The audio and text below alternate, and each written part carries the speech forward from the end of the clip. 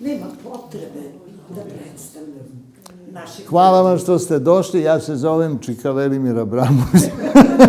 Kad podetinjim, onda sam Čika, tako idete. Ovo je Pit Mondrian, kao što znate, eto, to je kako je počela u stvari apstraktna umetnost, pa zlatnim presekom, kako drugčije. Vidjet ćete poslije još neke primere. Ja bih večeras govorio o zajedničkom izvoru filozofije, nauke, umetnosti i religije. Dovoljno za večer. Pošto je izvor, to je onda jedna rečenica u suštini. Kad sam razgovarao sa Vladetom Jerotićem ima već, Boga mi, više godina, on mi je rekao, kaže, znate, samo ono što vredi u ljudskoj istoriji kulture i civilizacije, to je filozofija, to je religija i to je umetnost. A nauka, molim vas lepo, kaže, to je nešto, da kaže, sa strane, ne kažem baš da je satanistički, smeo se, ali jeste neka reproduktivna delatnost i nema u nauci kreativnosti. Ja rekao, izvinjavam se, Vladeta, a šta je naučno otkriće, ako smem da pitam, ako nema kreativnosti? Pa kaže, ništa, učitavanje zakona koji već postoji. Sjetim se ja, posle toga, doktora Faustusa, Tomasa Mana, gde imate, kao što znate, muzikološka knjiga, u stvari o Nemačkoj, koja je prodala dušu i ruku đavolu, ruku koja je držala oružje, i ima razgovor Adriana Leverkina i Mefistofelesa. Adrian Leverkin je u stvari Schönberg. To je njegov lik, 12-tonska lestvica i tako dalje. I sad šta? Objašnjava Leverkinu Mefistofeles zašto on treba da proda dušu đavolu ako hoće da bude genijalan umetnik. Pa zato što, kaže, vi umetnici možete samo sa đavolom da radite, jer Bogu ne treba umetnost. Nikakva. Šta to znači? To znači da ste vi rekreatori. Ne može umetnik biti kreator, pa Bog je kreator. Kako može umetnik da bude ravan Bogu? Kaže, to je, da kažem, i antički mehanizam tragedije. Hteli su ljudi da budu bogovi, pa pošto ne mogu taj ideal da ostvare, onda su tragične ličnosti. Šta rade filozofi? Pa filozofi pokušavaju da objasne. Šta znači da objasne? Pa da sebi prikažu mehanizam stvaranja sveta na izvestan način, ako se bave kosmogonijom, ako se bave kosmologijom, onda to nije ništa drugo nego učitavanje prirodnih zakona i njihovu reprodukcija ili u stvari njihova imitacija u laboratoriji. Pa šta je onda naučno otkriće? Kako možemo da naučno otkriće uopšte povežemo sa pojmom kreativnosti, pojmom stvaranja?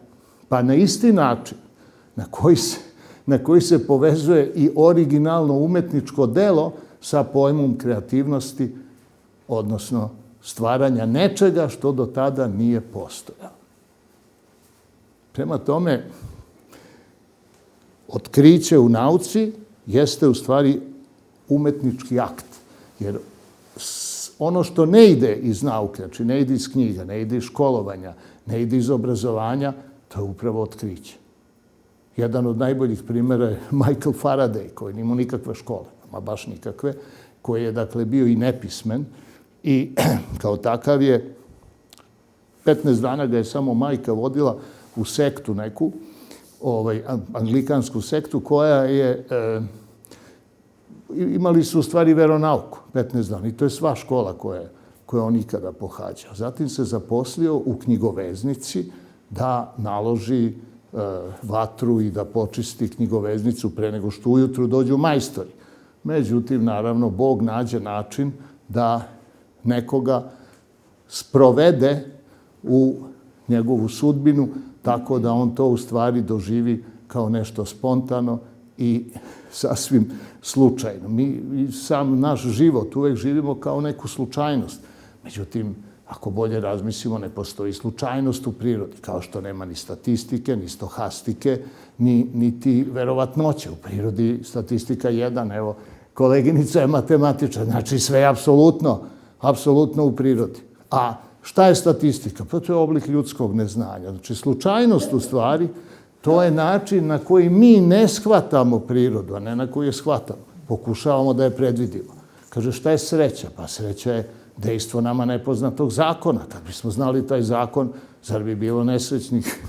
Ali nauka, kao ni filozofija, nisu dostigli, naravno, taj stepen saznanja. Umetnošću, kao što znate, bavi se aksiologija, estetika.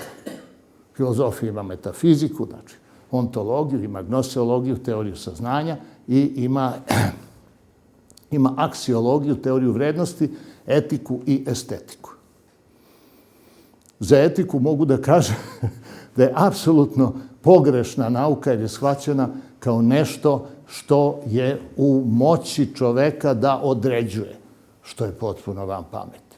Znači, etos, etikos, navika, običaj, grčki. 10 Mojsijevih zakona, to je nešto što određuje čovek. Pa dozvolite, da li se to krši? Običaj, recimo, da li se krši?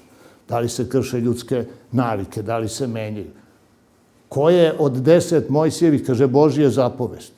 Ne bi rekao da su Božije. Zapovesti jesu, ali čije? Pa njegove. Dozvolite, ne ubij, ne vrši preljubu, ne ukradi.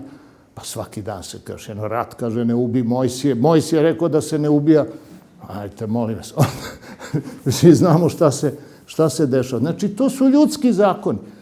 A etika, kad se prebaci u srpsku terminologiju, naš jezik, to je moral. A šta je koren te reči? Pa morati. A šta se mora?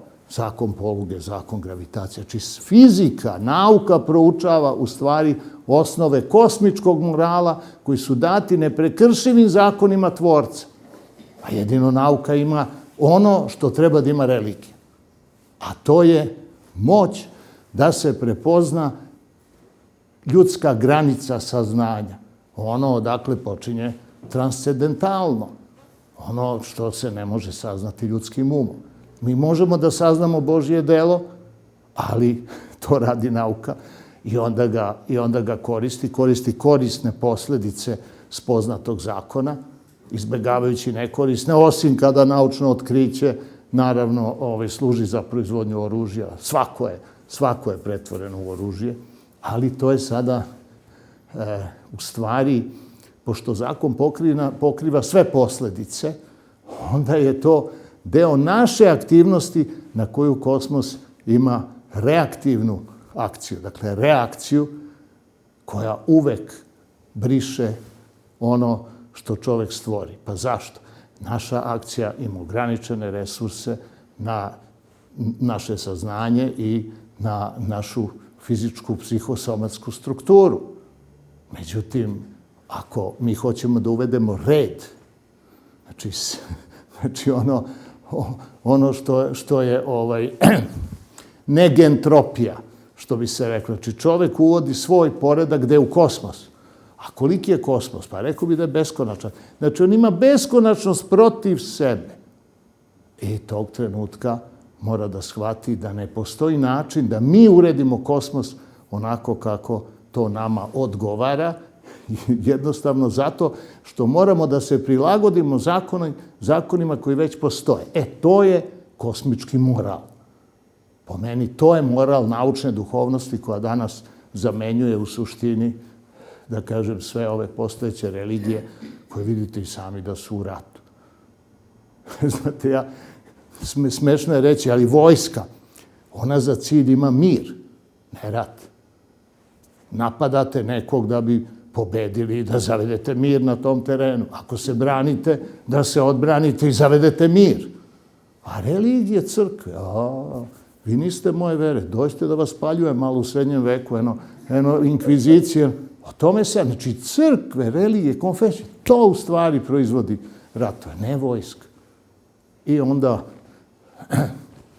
mislim, vojna ezoterija koja je vojska u svakoj državi iznad zakona i ta vojna ezoterija u suštini se bavi učitavanjem čega? Pa kosmoloških zakona, i ona je jedina moralna struktura jer radi ono što mora na u sadašnjoj situaciji na našoj planeti, ali bila je to takođe i ranije. I to vam je, pre nego što počnemo umetnosti, da ispričamo ovo što je aktuelno. Dakle, to je u stvari struktura. Znači, kaže, duboka država. Duboka država, to su finansijeri, ovi što rade sa novcem. Onda imate dublju državu od duboke. Koja je to dublja država? Pa to su službe i religije. O tome imate najdublju državu, to je vojna ezoterija koja radi prema prirodnim zakonima. I ona je iznad zakona ljudskih u svakoj zemlji. U svakoj zemlji vojska je iznad svega. Pravosuđa, banaka, politike, iznad svega. I naravno imate na kraju, imate političku strukturu, to je najplića država, to je vojska, policija i političari, ovi da kažem, na sceni. Oni drugi se manje vide, kao i u pozorištu. Imate glumce koji se tuku na sceni, ali po jedinstvenoj drami, po jedinstvenom scenariju.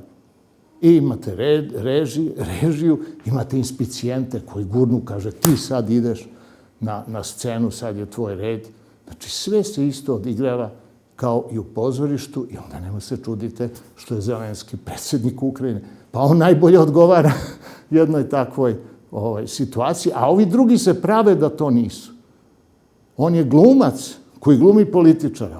Ostatak drugih političara u stvari glume političare, oni su u suštini glumci.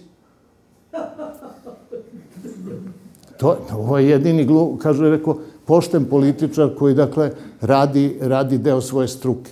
A ovi drugi su prevaranti, jer kao vode narode, pa imaju nekakve vizije, pa onda bore se za strateške istine, pravde i tako dalje.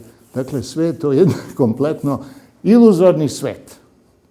Iluzorni svet u kojoj umetnici traže lepotu.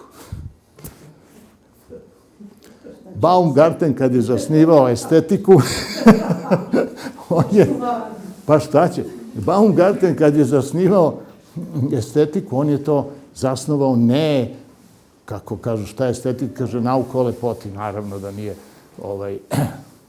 nije ni nauka, nije ni nauka o lepoti, nego je to u stvari filozofija osjećajnosti sa psihologijom umetnosti, psihologijom osjećajnosti. Zapravo to je jedan pokušaj da se razume na koji način i zašto umetnost u čoveku uopšte ima neki odziv. Zašto mi doživljavamo umetnost kao nešto posebno i šta je u stvari biće umetnosti. Kako razlikujemo umetnost od nauke, od filozofije, od religije. I ranije je to bilo jasnije, sada to posle uvođenja konceptualne umetnosti je mnogo manje jasno, ja bih rekao. Dakle,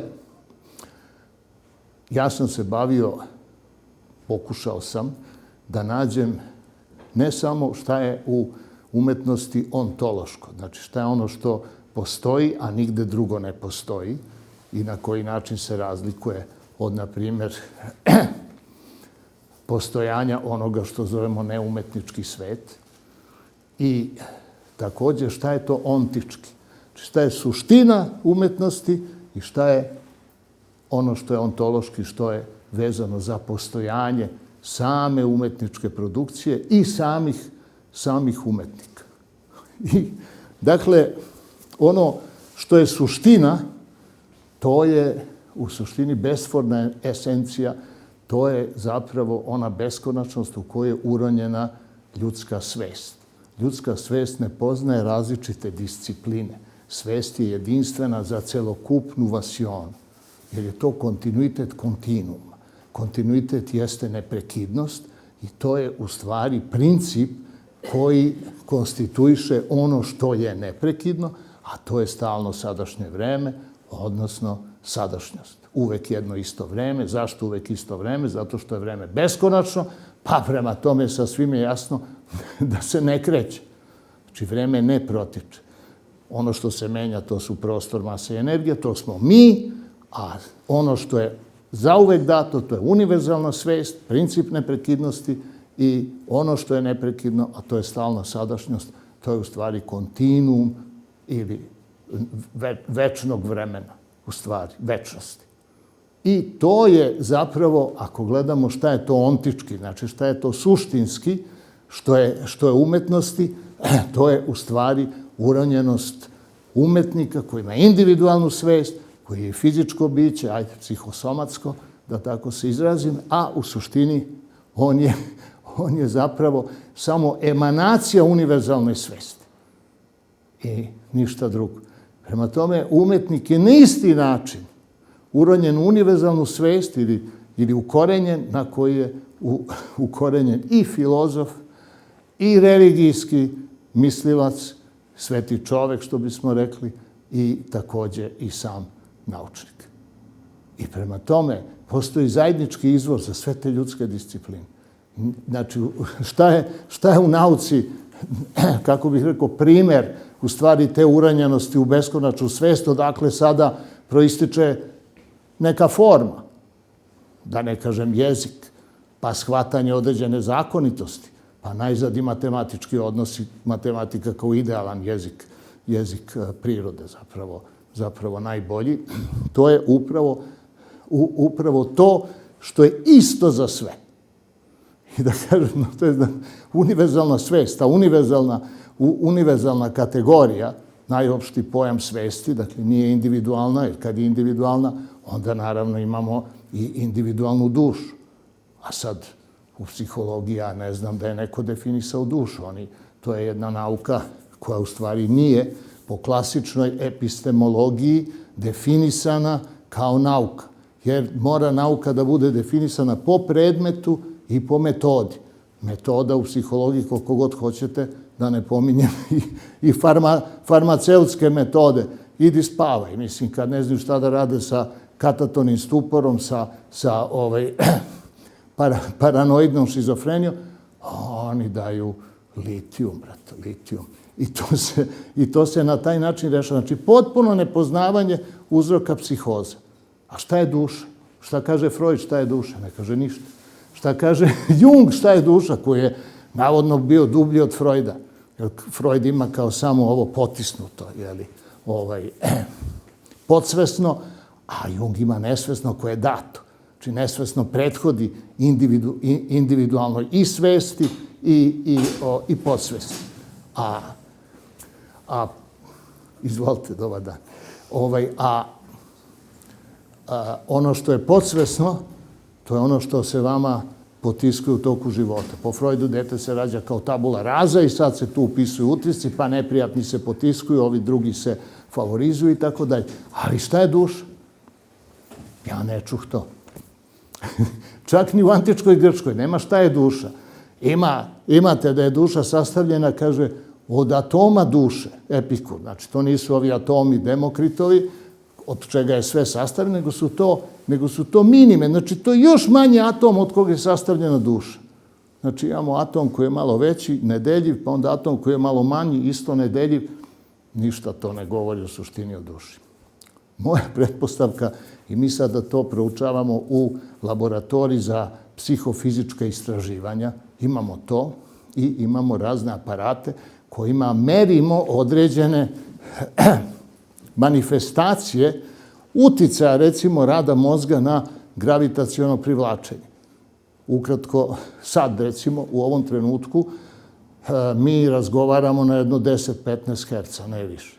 A onda imate na 7,80 Hz, znači to je snižena frekvencija, to je onaj moment kada ste umorni, taman niste zaspali, ali još ste svesni, to je 7,83 Hz, to je Šumanovo polje, takozvano, koje je najjače u šumi i koje vam je, u tom trenutku mozak je najpermeabilniji i deca, recimo, uče pesmice. Oni uveče, kad je umorno dete, ono pročita pesmicu, ujutro je samo ponovi i zna. Mozak nema otpor za pamćenje, za memorisanje činjenica. Tako da je najbolje kad vam se spava da nešto čitate ili učite. Kad ste najsvežiji, onda je u stvari promaja u mozgu, zato što ima jako mnogo utisaka, pa da, koje mi skupljamo iz ogromne okoline koju zaokuplja u stvari lokalizovano elektromagnetsko polje našeg mozga.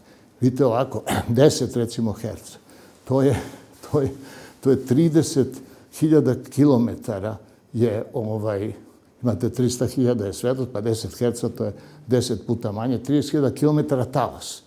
Znači, ja sam u stvari antena jednog lokalizovanog polja koje sve što se dešava sad, na 30.000 kilometara, konkretno rat to sve te informacije mi primamo kao disturbancije, odnosno određene poremećaje našeg lokalnog elektromagnetskog polja. Svaka 2 sata imate te ultradijalne ritmove, se leva i desna hemisfera smenjuju, jedna je uvek budna, druga spava, posle 2 sata ova koja je spavala se budi, a ova koja je probuđena zaspi. I to svaki jogin zna. Evo, meni je ova hemisfera sada, lakše dišem na ovu nozdrvnu nego na ovu i prema tome ja sam sada u racionalnom stanju, desna ruka, leva hemisfera mozga. I to posle 2 sata, ja dakle sve te frekvence koje su meni u stvari memorijski sadržaj, ja to otpuštam. I to se gde beleži? U ionosferu, koja je mozak kolektivni za celu planetu. I onda ponovo počinjem da prikupljam, da kažem, te podatke. Ali, šta se desi kad ja spavam? Tu sada frekvenca ide na 4 Hz. To je to teta stanje. Tu počinjem, ja sad tu, jabučice počinju da se kreću i tu ja dolazim u fazu kada mogu duboko da sanjam. Znači, imam zatvorene oči, imam zatvorene uši, ali ja govorim, ja pričam s ljudima, ja pamtim kojim ušima, kojim očima. Kad sam zatvorio oči, pa koje oči gledaju u snu? Oči duše. Znači, imamo kompletnu, u stvari, kopiju, duševnu kopiju naših fizioloških čula. Pa to je valjda očigledno svakome koji ikad sanjao. Jer tu nešto, kako bih rekao, tu nešto nije u redu. Ali, kad se recimo to sve meri, onda, pošto je mozak jedan elektrohemijski, paralelni, analogni procesor, elektrohemija mozga dođe na nulu, skoro ništa. To su oni neurotransmiteri koji idu između aksona, nervnih vlakana, neurona i šta ja znam, to sve miruje. Međutim, elektromagnetski se burno nešto dešava. Odjednom, elektromagnetske aktivnosti mozga strahovito rastu. Tad dolaze snovi, tad dolaze u stvari život duše gde? Pa, valjda kažu ezoterici u astralnom polju. To je znači etar. Šta je etar? Elektromagnetski spektar, to je ova svetlost ovdje. Znači, duša u stvari je elektromagnetsko polje oko molekulskog, atomskog DNK. Eto, to je naša glavna pretpostavka. I sad šta smo mi merili? Vaga miligramska, 1000 deo grama. Sedi čovek i sad uđe u meditaciju. 100 grama je lakše. Pa ista mu je masa, znači ona ističe, pa ne može da smrša za 15 minuta 100 grama. Ne to. Znači on ima istu masu, ali direktno utiče na gravitaciono privlačenje. Molim lepo. I to je 200 grama, 300 grama, 100 grama, 70, sad ću vam reći, 70 grama je najmanje što smo izmerili u toku. I to pre neki dan čovjek je samo seo, ja kažem, meditiram, ako možete da mi izmerite. Pričali smo oko njega, nije ni bila neka atmosfera baš za meditaciju.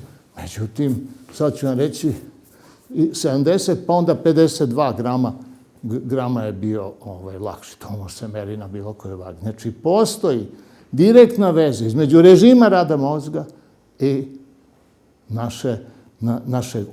naše pozicije, da tako se izrazim, u gravitacionom polju Zemlje. Nešto tu ima što nauka ne beleži. A šta to u stvari govori? Pa govori da duša ima neku fizičku osnovu koja do sad nije imenovana. Sad, zašto to sve pričam? Pa zato što sam se ja pitao, molim vas, zašto za nas Michelangelo, pa onda njegove skulpture, pa onda Leonardo da Vinci, pa isti Piet Mondrian, pa onda recimo Bauhaus, sad, ako možete samo da pokažete sve slike, da vidite razne, evo, ovo je kao početak apstraktne umetnosti, zlatni presek, da vidite dalje. Evo, Bauhaus, unutrašnjost, sve u zlatnom preseku, to je u Dessau, u istočnoj Nemačkoj, dalje. Evo, to je s polja Bauhaus. Zašto je ovo lepo? Ovo je lepo, skladno. Zašto? Pa sve u zlatnom preseku. Idemo dalje. Evo, Leonardo, šta je ovo? Ne znate ko? Pa Smederevo. To je sve, Smederevo je građeno u zlatnom preseku, to je despot Stepan Lazarević gradio kao, to je, mislim, vizantijski rez Maja i tako dalje. Vidite, i evo, ima i dalje.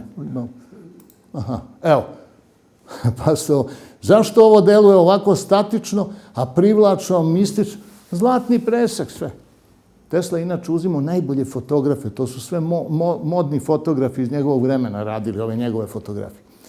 I hoću da vam kažem, ja onda razmišljam i dođem do sljedećeg zaključka. Pa šta se čoveku sviđa u okruženju? Pa on sam sebi. Znači, mora postojati ista zakonitost koja formira dušu kao i ona zakonitost koja formira takav predmet koji daje direktni utisak lepote, znači srodno privlači srodno, to je u stvari zakon koji funkcioniše u estetici, u toj osjećajnosti, neke srodnosti, intimnosti i privlačnosti, simpatija. Pa naravno, zašto je to tako? Kontinuum. Ne možemo mi da delimo, prvo pošto je on beskonačan, ne možemo ga delimo na spolja, naravno, nego samo na unutra.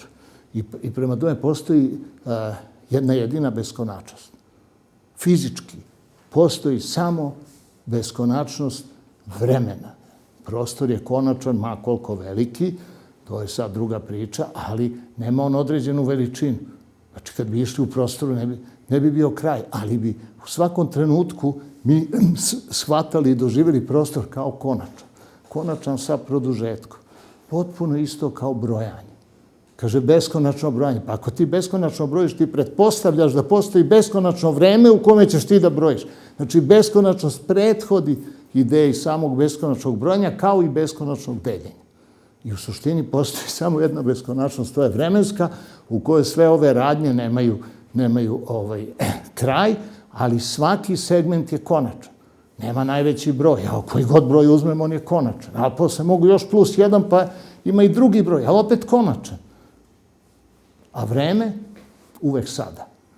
Ko je izmerio sada? Niko nije izmerio sada, kao što nisu izmerili ni tačku ni nulu. Znači, to je u stvari beskonačnost u kojoj se sve odigrava. Sad ta vremenska beskonačnost, to je sad, da kažem, moja lična teorija, sad ta vremenska beskonačnost na unutra, ona se deli, pa kako može da se deli? Tako da ne ostaju rupe. Nego mora da bude šta? Pa kontinualna proporcija. Pa šta je to? To je zlatni presek. To je kontinualna proporcija i to je način na koji u stvari vi imate različite dužine koje predstavljaju sada prostornu manifestaciju internih vremena koji su delovi te večne sadašnjosti, a to su onda prostorne mere, a ne večno vreme. I te prostorne mere onda se, odnosno one formiraju, tako se urede od kraćeg prema dužem i formiraju lepo niz.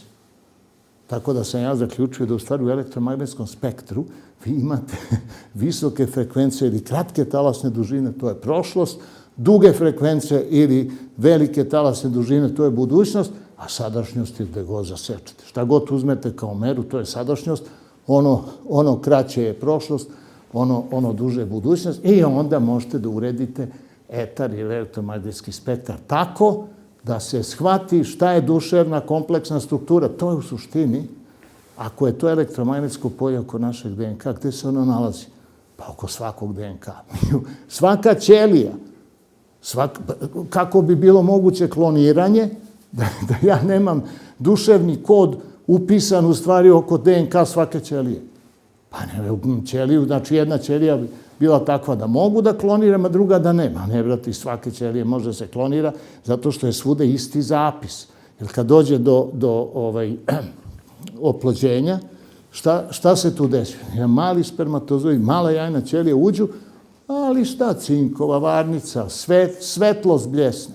Kao sad, to se objašnjava tako što cink zameni kalcijum, pa onda ne znam šta, ali bljesne svetlost, to je formiranje elektromagnetskog polja. Dakle, kod oplođenja ulazi duša u telo. Ne kroz 5 dana i ne kasnije, nego direktno u trenutku oplođenja. Tu se u stvari, pošto genom predstavlja sve taj matematički kod razvoja jedinke.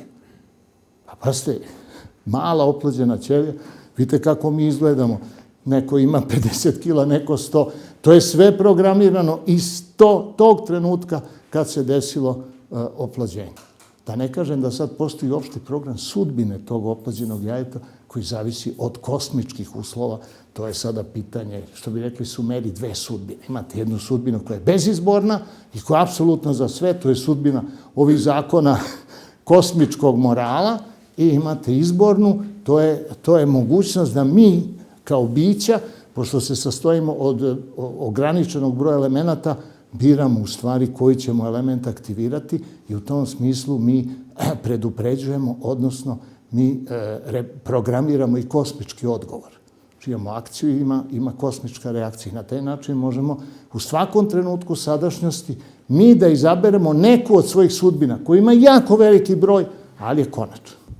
Jer je konačan broj elemenata od kojih se sastojimo, a od čega se mi sastojimo? Od čiste svetlosti. Apsolutno. Od najčistije svetlosti, odnosno od delova etra ili elektromagnetskog spektra. Kaže, pa kako to? Pa tako lepo. Imamo 2 gama zraka, 511 kilovolti, elektron kilovolti, pa ih vi lepo spojite. Šta ćete dobiti? Dobit ćete elektron, pozitron, odjednom se stvara materija.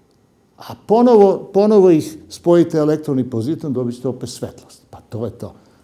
To je to. Znači, celokupno, da kažem sad, proton i sve ostalo. Prema tome, ako postoji jedan jedini način da se deli beskonačnost na unutra i to je zlatni presek, šta je onda idealna matematika svakog, ali apsolutno svakog umetničkog dela koji se odnosi na čoveka, recimo Michelangelo. Pogledajte Davida, sveči zlatni presek. Zašto? Pa što smo mi u zlatnom preseku. Ruka, lakat, ove, to je sve zlatni presek. To je uostalom i Da Vincijev kod. Da Vincijev kod, to je tajna templarska. Oni su to otkrili. Mislim, otkrila Indija, pa Sumeri, pa ko zna ko je otkrio, ali u svakom slučaju templari su to znanje preneli. Kome su preneli? Preneli u renesansu. Leonardu, koji je bio templar, i Michelangelo. Dovoljno. Da, kažem, posle bilo, to je također i tajna masonerije. To je Bramante, to je Piranezi, to su veliki arhitekti renesanse i također Claude Ledoux, koji je, da kažem, bio arhitekta Luja XVI. On je krenuo da gradi carinarnice oko Pariza u zlatnom preseku, ali tako da nemaju kapije, nemaju ni vrata ni prozore. Kažeš, da ima da izlaziš iz idealne situacije. Onda je izbila Francuska revolucija. I onda je taj projekat njegov propao. Claude Ledoux, i znamo sve šta je bilo kasnije i sa Marijom Antoanetom i sa Lujem XVI. Fotografiju samo zlatnog preseka. Nema, to je čist matematički. Znate šta? Objasnite to. Evo ovako. Šta je zlatni presek? Dakle, to je jedna proporcija. Sad, šta je proporcija? Pazite ovako. Da li Arhimed zna za nulu? Ne zna. Da li Pitagora zna za nulu? Ne zna ni on. Zna Indija, ali naši ovi ne znaju. I sad šta? Vi imate Arhimedov metod, to je u stvari A prema B, jednako je C prema D, sad tu imate proporcije i ta proporcionalnost jeste matematički izraz čega? Pa sinhroniciteta. Da bi bilo kakve fizičke interakcije, recimo ove naše sad, vi ste tu, ja sam ovde, pa mora postojati istovremenost. Ste vi došli juče, ja došao sutra, ne bi ovo predstavljanje bilo moguće. Znači mora, prema tome, sinhronicitet je condicio sine qua non, uslov bez kog se ne može imati bilo kakva fizička interakcija. To vam je u stvari suština proporcije, sinhronicitet. Međutim, postoji specijalna proporcija koja glasi, to je proporcija takozvane božanska proporcija ili kontinualna ili zlatni presek. To je celina prema većem delu odnosi se kao veći deo prema manjem. Matematički, pošto je veći deo ovde je jednakost, ovde je takođe veći deo, znači b na kvadrat jednako je ac. I to je suština. Zašto? Jer onda imate geometrijski izraz kontinualne proporcije, nigde se ništa ne prekida, a sve se deli prema internim vremenima, jer su sve, apsolutno sve granice u kosmosu ne prostorne, nego vremenske.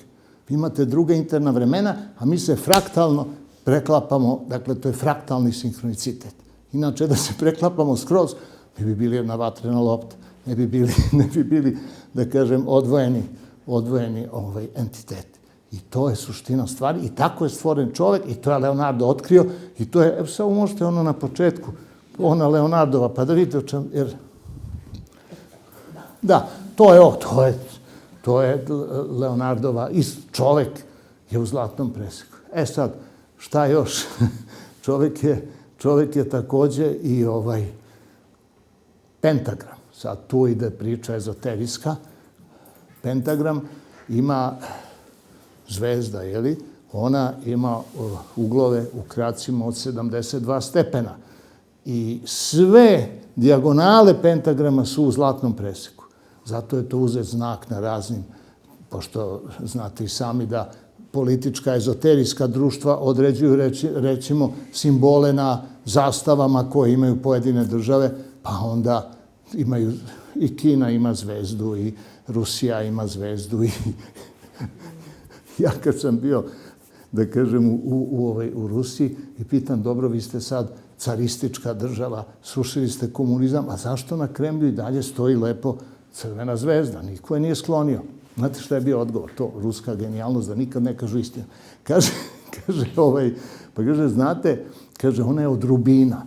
I da je to neko skinuo, to bi se, kaže, sve, ukrali bi, kaže, i onda to najbolje da stoji gore. A nije naravno to u pitanju, nego je u pitanju ezoterijski princip.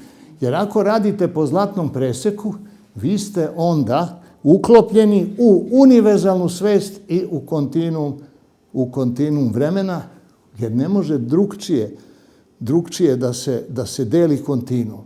Imate sad beskonačnost. A beskonačnost se sastoji od čega? Pa samo od centara. Centar ovde, beskonačnost i centar ovde. Ne može da ima periferiju jer nema granicu. Znači, bilo gde je centar. To nije nelokalno, nego je sve lokalno. Potpuno obrnuto. Znači, bilo gde ja kažem, to je centar. Najmanje koliko ima dva centara, a svi su u koegzistenciji. Ne može ovde da ima centar beskonačnosti, ovde nema, onda nije beskonačno, onda rupa. Ne može. Znači, mora sve odjednom da postoji i sad uzmem dva centra.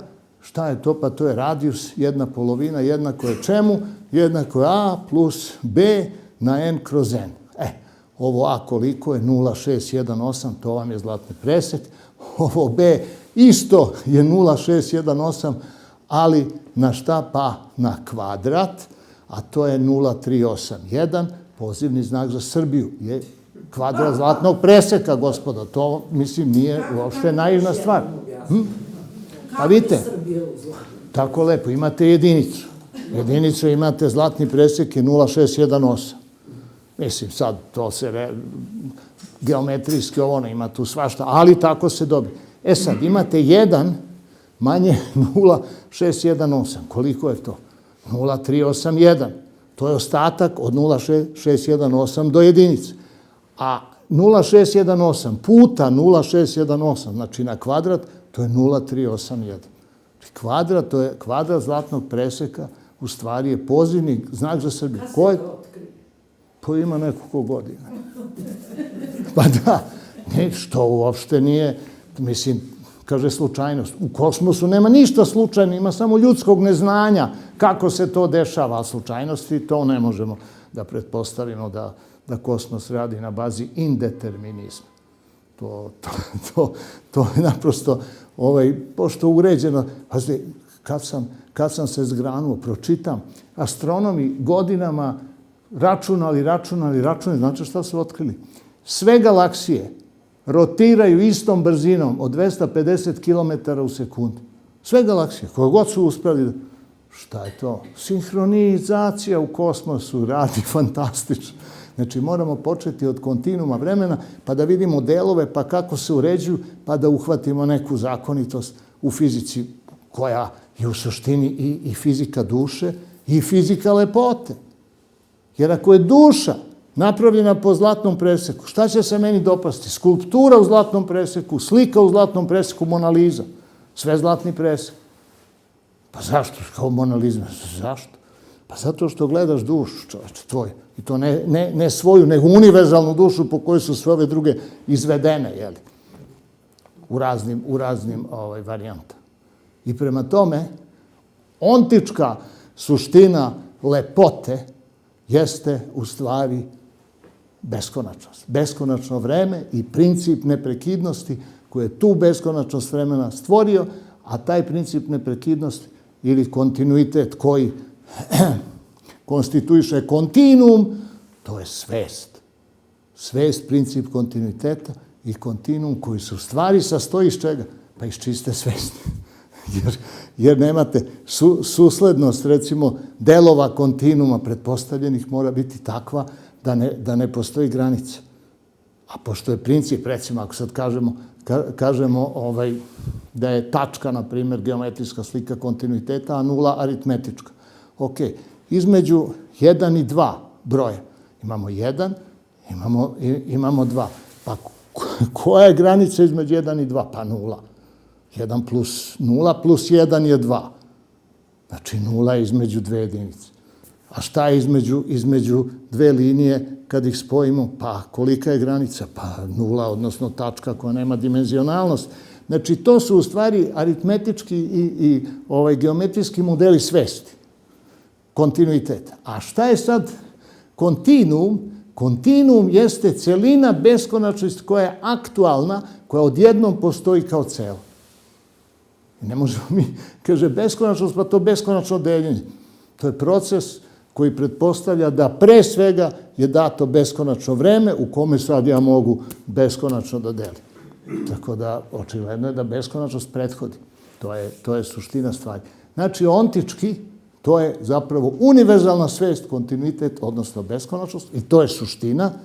A sad, ontološki, znači u smislu postojanja, kao nekog objekta umetničkog, kao skulpture, recimo, ili kao slike, to je zlatni presek.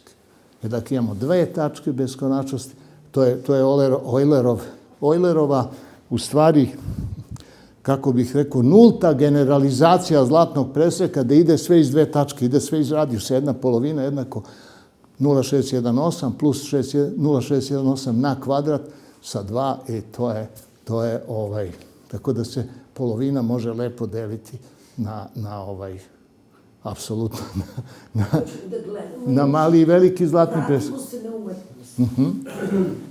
Drugim rečima, sva umetnička dela koja vrede, draga gospodo, su ili urađena po zlatnom preseku, ili su kič, lažna. I nema, to je prosta podela, to te u muzeji.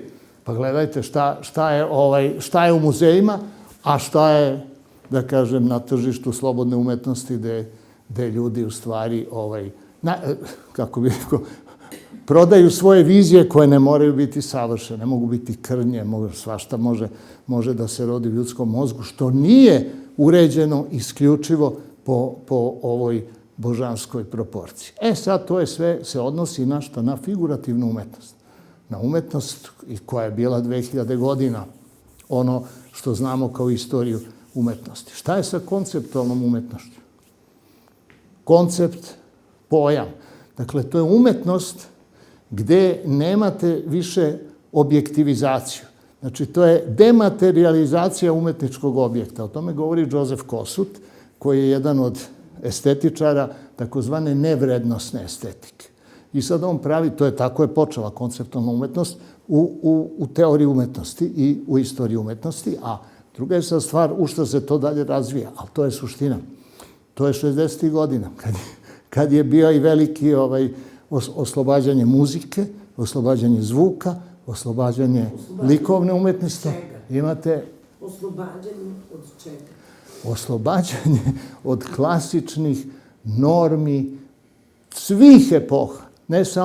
Ne samo da kažem klasicizma ili art deco, ili sve su to bili u stvari normirani umetnički pravci, gde se znalo kako i šta treba da se radi. U književnosti imate dadaizam i nadrealizam.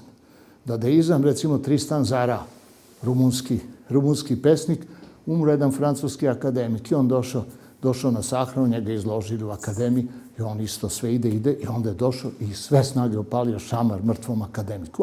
Strašno. Akt gratuit, slobodni akt. To je dadaistički. Onda imate nadrealizam u kome recimo Paul Eluard, koji inače bio prvi muž kasnije Gale Dali, on je napisao poemu o NKVD-u. Posle je naš Oskar Davičo pisao poemu 13. maj. Ja sam ga pitao, Oskar, ali rekao, kako vi poemu o udbi, bogati, jel možete to tako? CK ima poverenje, ozna sve dozna, to su odatle ti stihovi. Pa kaže, to je moja nadrealistička tradicija. Kaže, to nisam znao do tada. Evo, kaže, on je napisao prvu poemu o NKVD-u. Jer pre toga, ne znam da li to znate, Aleksandar Blok, on je ima čuvenu poemu 12-torica. A zašto? To ga je koštalo života. Rusi inače ubiju pesnike, među nama bude rečeno, to možemo posebno da pričamo. Pa nema ko. Lermontov, ubili ga u Iranu, ovoga Puškina, onda Gribojedova, onda Majakovskog, šta je s njim bilo, šta je bilo s Jesenjinom i tako dalje. Ok, i Mandeć tam, i ovaj nesretni Blok napiše zašto.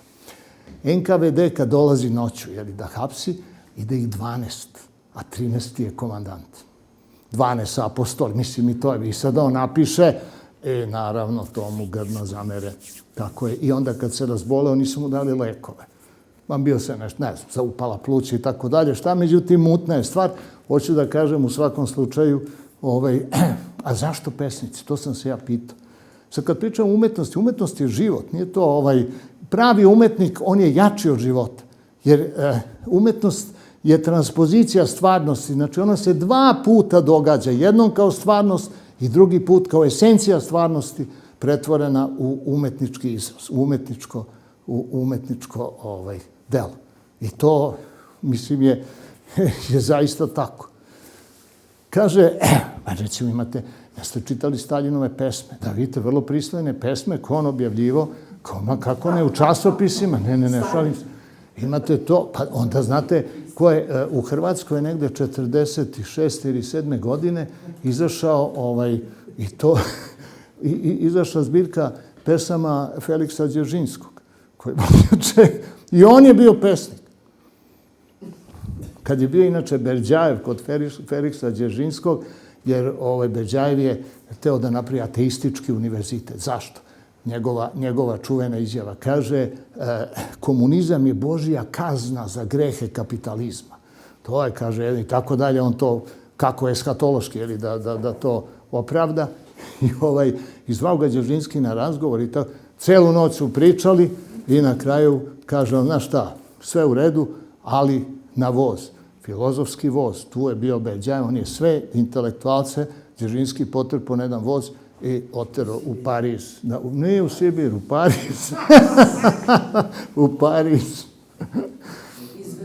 Dakle, ontički to je, šta je suština u stvari umetnosti, to je univerzalna svest koja se kodom prepisuje u individualnu svest i posle toga u izraz. Može u poeziju. Mislim, A gde je zlatni presek u konceptualnoj umetnosti? Nema, zato to i nije umetnost. O tom pričam. Sad ću pa to je problem. Jer pazite, recimo, kaže Yoko Ono, evo vam njen koncept, Yoko Ono, da svi ljudi u 12 sati izađu ispred svojih kuća i stanu. Pazite, nije to nemoguće da se desi. Znači, nije nemoguće da to bude ostvareno, ali u realnosti, naravno, to se nikad ne može. Znači, to su fiktivni koncepti, odnosno fiktivna umetnost koja, koja nema materializaciju. Tu je šta uradi Joseph Kossuth. Imate prvo napisano stolica na zid, pa slika stolice, pa stolica. I sad to je stvarno sjajno urađeno. Znači nema, i sad šta? Kakva sad tu može biti vrednosno smisaona estetika ili čak i estetika ukusa, na primjer Benedetta Croce i šta znam. Nemate tu šta. Imate stolicu, imate sliku te stolice i napisano stolica. Znači šta je stolica? Stolica je sada ono što vi zamišljate u vašoj mašti. Tu je sad recimo fantastičnu stvar uradio film. Jer kada imate takozvanu Gutenbergovu galaksiju, a to su reči, sad ja vama kažem stolica, sad vi zamišljate stolicu iz kuće, stolicu iz kafića, neku stolicu. Znači to razvija maštu. A šta radi vizualizacija? To ubija maštu. Ja vama dam direktno sliku stolice, to što radi fotografija i film, i to je samo ta stolica, i to samo u tom trenutku kad je snimljena, i nijedna druga stolica na svetu. Onda šta se razvija kao misaoni proces? Ovde se razvija mašta, znači vizualizacija, kad se čitaju knjige, a kad se gledaju filmovi, tu se razvija apstraktno mišljenje. Jer vi sad iz niza tog materijala vi u stvari izvodite određenu zakonitost, čak to sad proučava naratologija, to je nauka o scenarijima, tako je postala. Da se proučavaju filmska scenarija, jer iz čega se sastoji film? Iz kadrova. Ovde ima mali kadar, drugi ja ga spojim. Sad, ja to spojim tehnički, ali jedan kadar može biti more sa čamcem, a drugi kadar je sad u hotelu. Pa kako to? Znači, moj mozak mora da spaja dve stvari koje ja inače u životu fiziološki i realno ne mogu da spojim. Ne mogu istovremeno biti na dva mesta. U filmu to je takav jedan nemerljivi trenutak i u suštini mozak uspostavlja kontinuitet i tamo gde ga nema. To su iskoristili nadrealisti, konkretno Buñuel, da pravi takve rezove gde vi ne možete iz svoje podsvesti da izvučete bilo kakvu vezu. I onda imate nadrealistički efekat. Imate utisak da gledate nešto što je nemoguće. Zato, recimo, ako gledali ste Buñuelove filmove, i tu nema nigde nikakvih trikova, ni u kameri, ni animacije. Sigurno ste gledali animirane filmove i vi znate da to nije tačno. Gotovo. Tog trenutka se gubi u stvari taj pozitivni transfer poverenja između vas i dela. Zato je najbolje. Primjer svega toga je Balabanov. Ne znam da ste gledali njegove filmove. Aleksej Balabanov umro je, nažalost. On je, imate Tovar 300. Sjajno. Pa onda Ložač. Pa onda Brat 1, Brat 2. Pogledajte, to su fenomenalni filmovi koji mnogo govore o, da kažem, ruskom društvu, o čemu mi pojma nemamo, uzgled budi rečeno. Ovde to posmatramo potpuno, da kažem, površno. I on ima najneverovatnije, apsolutno nerealne situacije, ali dramski nerealne i psihološki nerealne, koje krajnje realistički snima. Uverljivo 100%. Ne, tako se to radi. Ali, recimo, imate Avatar film, onaj što se gleda kroz naočar. Mislim, ništa. Videli ste jednom, ko je 2 puta gledao Avatar? Ja ne znam. Znate, fantastika, ona je vrlo opasna. Ona ima, kako bi rekao, svoj izvod u dosadu i u banalizam. A kad se koriste tehnička sredstva, ta neuverljivost postaje očigledna i ona onda odbija. Tog trenutka vi više se ne identifikujete sa onim što gledate, tu je kraj umetničkog doživljaja. Mislim, tako da, sad, što se tiče konceptualne umetnosti, kažem, koncept, dakle, pojam. To više nije skulptura, nije više slika. Moguće, recimo, na primjer, muzički performans, John Cage. John Cage je šta dođe, ima klavir, ima publiku, dođe i 2 sata, pazite, 2 sata on svira jedan isti ton. Svi sede kao omađeni. To je sad taj u stvari magija performansa koja je u suštini politika preneta umetnost. Pazite, šta je politika? To niko ne zna. Mislim, imate fakultet političkih nauka. Pa ne postoji, na primjer, ne postoji radno mesto političar, ni u vladi ne postoji. Kakav je to fakultet? Šta oni rade? Šta oni spremaju? Kakve kadre? Ima li radno mesto naučnik? Nema ni to. Hoću da kažem, oni u stvari uče empatiju. To što treba da se uči na fakultetu političkih nauka, to je jedini Zelenski izgleda završio, a to je sistem Stanislavskog, rad glumca na sebi, kako da se uživljavamo u ulogu. I mogu da vam kažem, to je i ko je to završio? To je Actors studio glume koji je u Njujorku, koji su završili svi. Marlon Brando, Al Pacino, kako se zove, nema Robert De Niro, nema ko to nije. To je klasično. Inače, Stanislavski, znate šta je? On kad je otišao, hoću da napravim, kaže, jedan fantastičan sad upustvo za glumca, šta je gluma i tako dalje.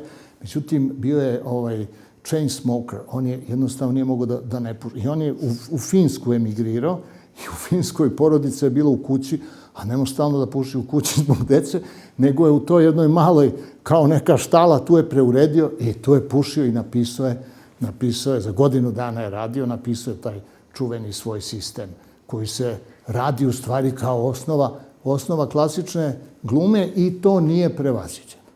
To, kako je tu rečeno, ko to osvoji, onda on, kad se pojavi na bini, onda on više nije on je ta osoba koju predstavlja. I to je ta, u stvari, transformacija ličnosti, baze ličnosti. U psihologiji se zove metanoja, kad promenite bazu ličnosti. To je ideal glume Stanislavskog. Tad kad se pretvorite u Richarda III. U Hamleta. I to su veliki glumci, zaista da kažem, u stanju. Dakle, ontički, univerzalna svest koja kroz individualnu svest šta radi? Pa ništa, samo preslikava univerzalni kod zlatnog preseka. Molim vas, postoji čovek, zove se Miloje Rakočević, doktor, inače hemije, koji je napisao knjige o Njegošu, o Danteu. Šta on uradio? On jednostavno, pošto se bavio genetikom. Inače, genetski kod, to znamo da je mapiran ceo i tako dalje. Šta je njegovo lično otkriće? On je to objavio u časopisima širom Amerike. Ovde to niko ne zna, ne znam li da nekog to zanima, ali se već genetika razvija prema tim njegovim saznanjima. Inače, naravno, se bavio matematikom, ali ne matematikom opisnom, nego generičkom. Ona koja stvara. Stvaralačko matematika. Ne da opišem nešto, opišem strašno komplikovano mi je da opišem bilo šta matematički, ali generički ja naravno jednom vrlo prostom formulom mogu da izrazim način na koji se nešto stvara. Znači, on je pored genetskog koda pronašao i genetsku šifru. Kod ima svoju šifru, tako se individualno razlikuje, a šifra ima ključ šifre. Dakle, on je na genetski kod dodao genetsku šifru i ključ šifre. U stvari otključao celu stvar. Kako? Pa matematički. Pazite što je uradio. On je krenuo od Mendeljevog sistema i našao zlatni, imate, mislim, to imate na internetu, imate i njegov sajt, pa pogledajte, to je po meni najveće otkriće, ne samo naše nauke, nego svetske nauke, koja zabavljena drugim stvarima i obično mnogo kasnije shvati šta je neko otkrio, jer ljudi kasne u razumevanju određenih ideja. I on je ceo u stvari je po zlatnom preseku Mendeljev sistem. Pa je on otkrio posle toga da je to isto i u genetskom kodu. Pošto imate Fibonaccijev niz, imate Lukasove broje, Fibonaccijev niz, to je recimo kako je to pronađeno. Vinske mušice, zečevi, tačno se množe po Fibonaccijevom nizu. A kako se dele ćelije? 2 i 2 broja Fibonacci, znači 2 i 2 broja obična, to vam je Fibonaccijev niz i to onda sabirate. A imate 2 i 2 broja Fibonaccijevog niza, to su Lukasovi brojevi, to je realni matematički model ćelijske deobe. Tako se dele ćelije, mitoze. To sve pričam zato što po mom dubokom uvjerenju matematike u osnovi svega. Apsolutno je to božanska metoda, to je rekao i Platon, koji je rekao da je matematika metoda inkarniranja ideje u stvari, znači postvarivanja ideja. E sad šta je uradio fantastičnu stvar Rakočević? Nije ga mrželo, on je uzeo, dakle, Divina komedija, ova božanska komedija Dantea, pa je uzeo Homera, Ilijadu i Odiseju, pa Njegoša, Luču, Mikrokozmu, Gorski vijenac iz Šćepana Malog i on je tu pronašao univerzalni kod, jedan isti matematički kod u svim tim delima. I zaključio da su genijalni ljudi u stvari oni koji imaju dovoljno otvoren kanal, dakle da taj kod univerzalne svesti koji se individualizuje, znači i preko naše duševne strukture i preko telesne strukture koja direktno po kodu nastaje duševne strukture, to je ona svetlost oko oplođene jajne ćelije, gde vi u stvari imate upisani etarski kod za replikaciju ćelija do 100 kila.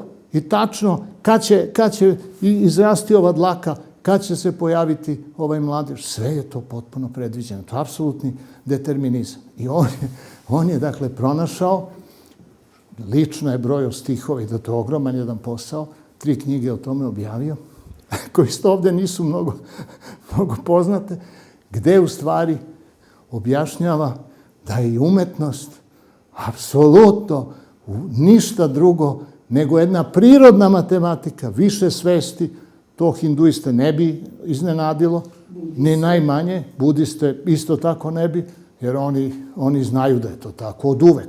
To je deo kulture, tamo za 1.400.000.000 ljudi, da su sve bogovi odredili, Advaita Vedanta, to je nedualno istinito znanje ili matematička religija, ili naučna religija, odnosno naučna duhovnost, tako dalje. To je tamo sve ko dobar dan. Međutim, u zapadnoj kulturi to je drugačije prikazano u pojedinim epohama i mi imamo mnogo toga da prevaziđemo da bismo shvatili u stvari ko spiritualno zapravo vodi ovu planetu. Jer to nisu ni generali, ni političari. To sigurno nisu. Mislim, jedni su ubice, drugi su lažovi.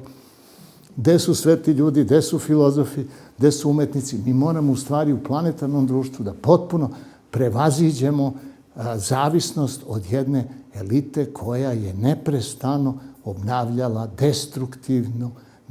destruktivni odnos, odnosno destruktivnu kodifikaciju svake naredne epohe, koja je onda brisala onu staru i pokušavala da se nametne onoj sledeće.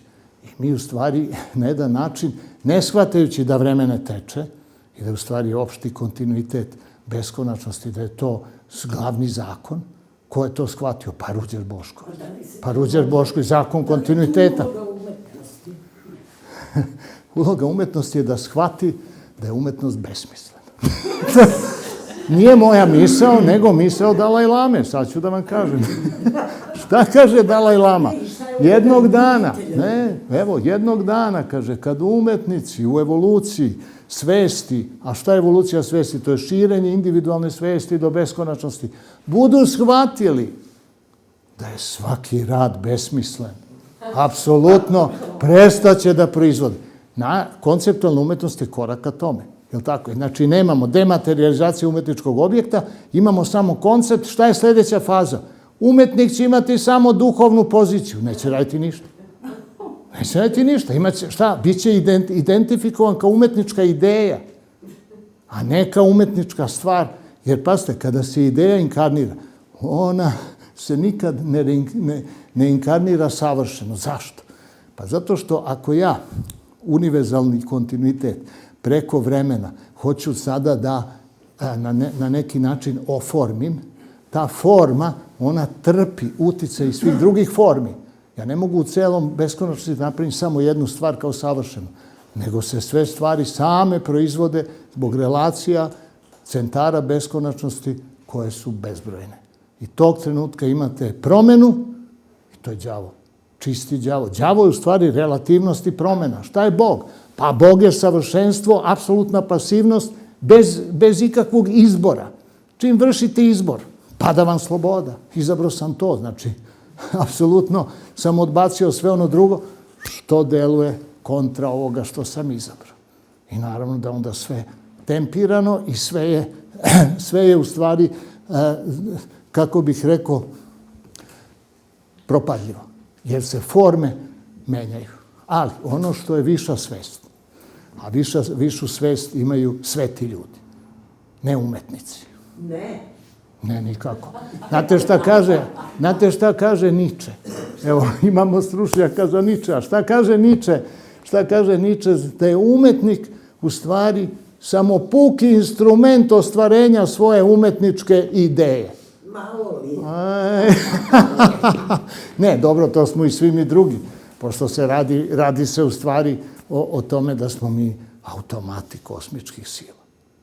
Nemojte imati nikakvu iluziju oko svoje svesti. Čujte, mereno, engleski neuronaučnici, 30 sekundi pre nego što smo svesni svoje odluke, mozak je tu odluku doneo. 16 bita ima procesira naša svest, pa s time ne možemo da kontrolišemo ni disanje, ni krvotok, ni rad jetre, organa, svih taman posla. To sve ide automatski. Ovaj mali deo naše svesti je sva ova kultura o kojoj pričamo, sva ova istorija svih ovih događaja, sva naša memorija, sve to sa tih 16 bita. Čujte, pa kompjuter, kakvi su procesori kompjuterski danas. I to je sad problem odnosa veštačke inteligencije i čoveka. Međutim... Izvinjavam se, hoćete pauzu? Sat vremena govorite neprekidno. Nema to. Vreme je sve stalno. Vreme je stalno sadašnje. Da vam kažem.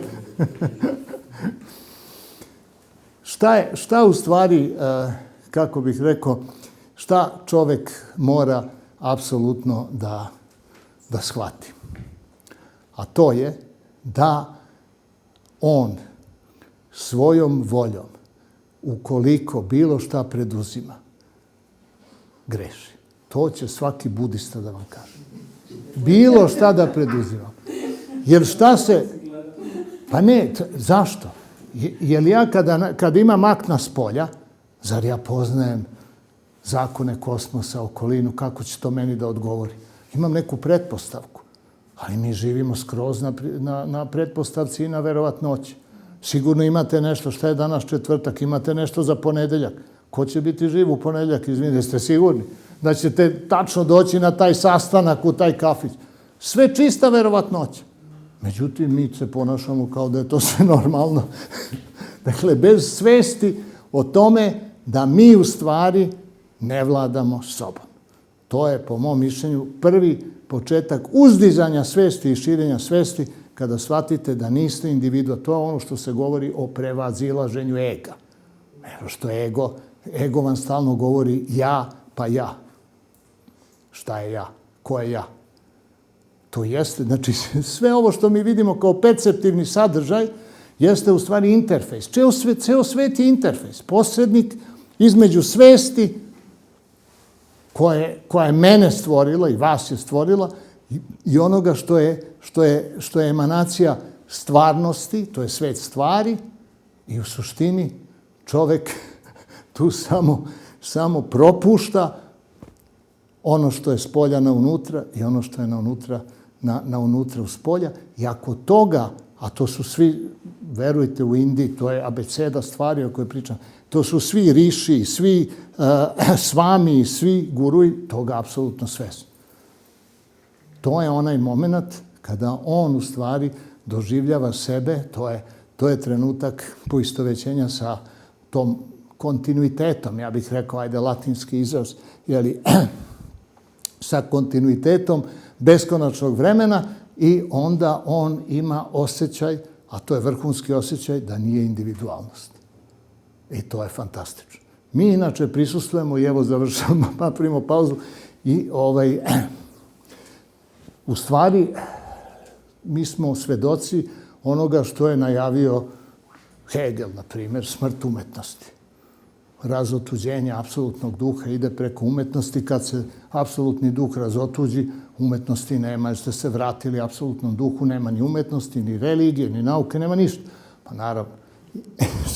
Šta kaže Walter Benjamin? Kaže, rastvaranje umetnosti u medijima. Pojavio se radio, Hitler priča preko radija, Walter Benjamin, Morfium, tamo, a komunista u Berlinu. I treba da beži, 940. pobego. Kad pobegu u Francusku, pa Nemci došli u Francusku, pa on došao u Port Bo, na špansko-francusku granicu i tu je i ostao. On kaže u stvari nešto slično što kaže kasnije i Jean Baudrillard. A on govori o simulakrumu. Znači, mi u stvari, to znači ne samo umetnost, nego kompletno naša čula, znači sva ljudska delatnost jeste simulakrom neke istine i to takav simulakrum koji jeste stvoren po istim zakonima kosmosa, ali je na takav način strukturiran da ih u stvari krije. I to je u suštini umetnost. Zašto umetnici imaju tako jak ego? Pa zato što varaju sebe da je njihova umetnost značajna. Verujte, pitajte bilo kog umetnika, ja kad pravim, to je to, nema tu ništa drugo, ne postoji na svetu. Meni je recimo zanimljiv bio Picasso. S njim se ni o čemu nije moglo razgovarati osim o slikarstvu. To svi kažu. Samo apsolutno, bilo šta da se neka druga tema vodi, njega ne zanima, se isključi potpuno. To ću da kažem. Znači, to su ljudi sa poistovećenjem u stvari svog kompletnog postojanja sa svojom funkcijom. Direktno, u stvari, puki instrumenti ostvarenja svoje umetničke ideje. Da li to ima nekog značaja za okolinu? Da li sada... Da li ima značaja? Ogromnog značaja, zato što drugi ljudi u stvari duhovnom indukcijom primaju tu samoljubivost umetnika kao nešto što je poželjno i tog trenutka u njemu vide veličinu. To je mehanizam. Jer, znate, ako sebe volite, i svi će da vas vole. Svi će da vas vole. Sebe mrzite. Ja, pa da. Meni to je... Zašto? Pa zakon fizike. Ja sviram ton C, svuda ću čuti samo ton C. Biće rezonanca s tonom C.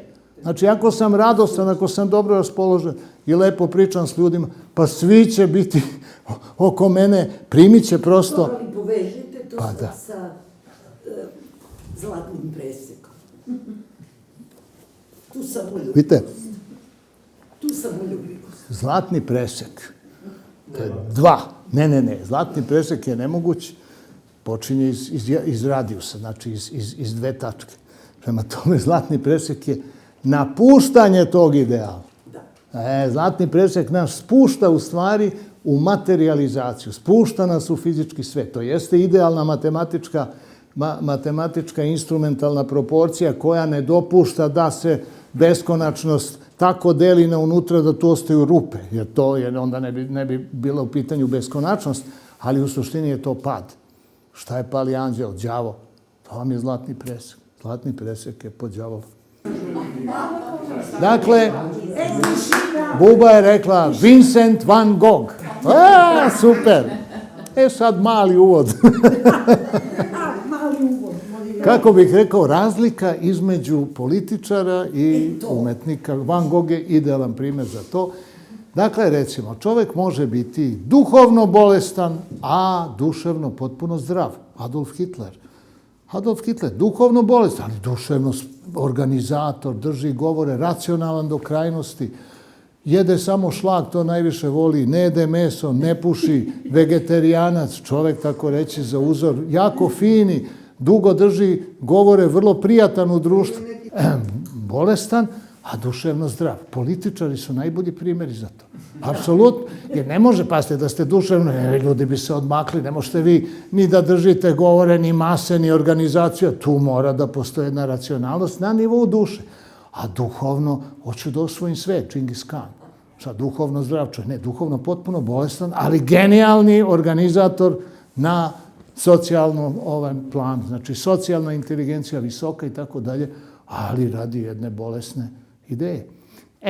Šta se dešava sa umetnicima? Oni su duhovno zdravi, a uglavnom duševno bolesni.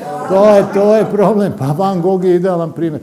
Ja mislim, znate, kad sam u Veneciji na Bijenalu 1997. godine sam bio na izložbi ranog Van Gogha, ranog stvaralaštva. To je čiste nebre. Vi ne biste to prepoznali. Teneber to ono sve tamno, pa neki socijalni motivi, neke bezvezne slike. Među nama budi rečeno. Međutim, u drugoj fazi, kad je... Uticaj istoka. Uticaj... Pa ste ovako, on imao brata koji je bio u Japanu diplomata, koji, pošto je znao da ovaj nema pare, nikad nije prodao ni jednu sliku Van Gogh. On je jednu jedinu zamenio s jednim zubarom koji isto bio slikar, Francuzem, lekarom. Razmenili su slike. Prodao nije nikad. I sad šta? Njegov brat šalje mu estampu. Estampa je japanska grafika u boji koju niko ne zna u Evropi. I on, pošto mu se dopalo, to njemu šalje da prodaje, pa da, mislim... Ne, donose... Nije prodao ništa. Mornari donose stampe iz javnih kuća u Francusku. Te stampe vidi Van Gogh, Manet, cela ekipa. Brat je slao Van Goghu. Da, a Manet možda. Svi su kupovali od Mornara. Moguće. Ne, to ne znam. Ja znam, ovo sam pročitao u Rijksmuzeumu u Holandiji. Tu da izgleda, to je Van Gogh. Ne morate njima sve da verujete. Najmanje njima verujem, vama više. Prema tome, kupujući slike od Mornara, on je... Da, to je u stvari bilo porno. Pa da, i to od Mornara, nekih bolesnih, pa da, naravno, ne, dobro, pa da, upravo. Pa ta izložba tih estampa je i dan danas u Van Goghu, on to ništa, to je sve ostalo. Da. Apsolutno.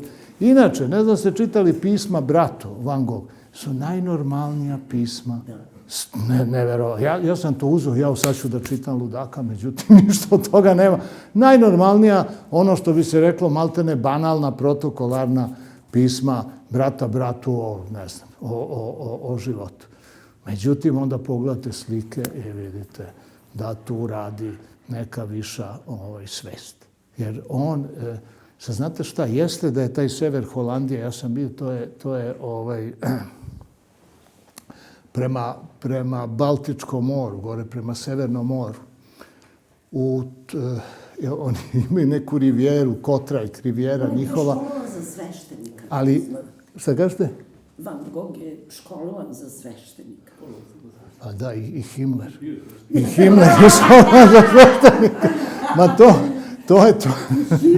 Samo što se Himmler osvestio, nije, nego je slikom. Ovaj je bio socijalno... Da, bio je socijalno svest. Ne, hoću da kažem da taj sever Holandije meni je bio potpuno neverovatan i tu je u stvari on, tu je on uzletao. To su fantazije, kako sunce, pošto je sever, sunce je vrlo nisko i to su takve boje i takva neba također noćna, gde su u stvari, znate, ona njegova fantastična neba sa zvezdama i sa kovitlacima, u stvari to su de facto, ja bi to nazvao etarskim vorteksima, u stvari galaktičkih polja i istog mlečnog puta, samo on je video taj mlečni put u pokretu kroz milione godina i to su onda te turbulencije. To je nešto što je apsolutno deo prirode koji se odvaja od onoga što zovemo ne samo čulna stvarnost, nego onoga što zovemo saznanje o našem svetu koje je došlo iz čula pa smo ga obradili kao činjenicu i to memorišemo i onda nam sve tako izgleda. Ne, on je gledao jedan svet koji se ne vidi očima, ali se vidi dušom. Tom dušom koja više nije njegova. Zato kažem da su umetnici duševno bolesni. Jer oni, ako ne stope dušu sa kosmosom i na taj način ne učine od sebe zapravo provodnika određenih ideja, on nije umetnik. Dakle, ako imam neku volju, pa ću ja sad nešto da crtam, pa ću ja nešto da radim, od toga nema ništa. nego ja moram samo da kažem mene nema, ali Bože što bi želeo da to vidim. To što se ne vidi prođe kroz mene i ja to naslikam, ja napravim skulpturu i tako. I tako su u stvari radili od početka i to se znalo u doba antike, u stvari u doba pesništva. Poezijstvo je stvaranje. Šta je Orfej? Pa nije on pesnik. U današnjem smislu reči. On danas prvo ide u autorsku agenciju da se zaštiti pa piše pesmu i šta da. To nije tako to bilo. Nije postojao autor, kao što imate nepotpisane freske. Koliko god hoćete u našim manastirima. Šta ima se ja potpisujem na Božju sliku, gluposti. Ko sam ja uopšte. U tom smislu i to je u stvari od, evo ga, a da, pa gde to ima? To ima samo, ali uverljivije je nego ono što ćete vidjeti kad odete u, recimo, u taj isti pejzaž koji je on tu slikao, koji je fantastičan. Jer u stvari Holandija, to vam je jedna slana močvara, jedna kriptodepresija. I kad sam išao u Frizland, to je skroz tamo sever, onda meni kaže, taj naš prijatelj, kaže, znate šta, idemo, kaže, da vidite more. A to je, pošto je to kriptodepresija, to su napravljene brane prema Severnom moru. Odemo mi tamo, da kažem, ograda, popnemo se ograda, pogledam ja, a dokle vam seže pogled blato, jer je oseka. Noću dođe more, šta, ne vidi se ništa, mrkli mrak. I oni dođu tako, gledaju blato i zamišljaju more, Holandžani. A najluđe je bilo kad smo došli kod njega kući i on meni kaže, znate, a tamo ne može ništa, ne može da raste ništa, to samo briše, zato se zove frizija, hladna zemlja. I dođemo mi tamo kod njega kuće, onda odvede on nas u jednu kao mala kućica pored, ograđena tu, i dođemo i tu unutra on gaji jednu šljivu.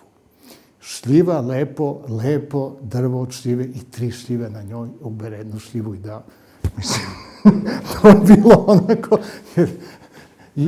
pa da, i hoću da kažem, međutim, šta se razvija tu u tom delu upravo Holandije, tu je bio taj Croisset, ne znam da li znate ko je, to je holandski parapsiholog, pa razvija se parapsihologija, oni su svi psychic. To je nešto apsolutno. A pazi, na primjer, imate odatle, Amsterdam je pa negde oko 1,5-2 sata vozom odatle. I sad, u toj porodici, majka sa 2 sina, sinovi 30-40 godina, koji nikad nisu bili u Amsterdamu. Jer tamo je red distrikt, tamo je nemoral i majka ne pušta. I oni nikad...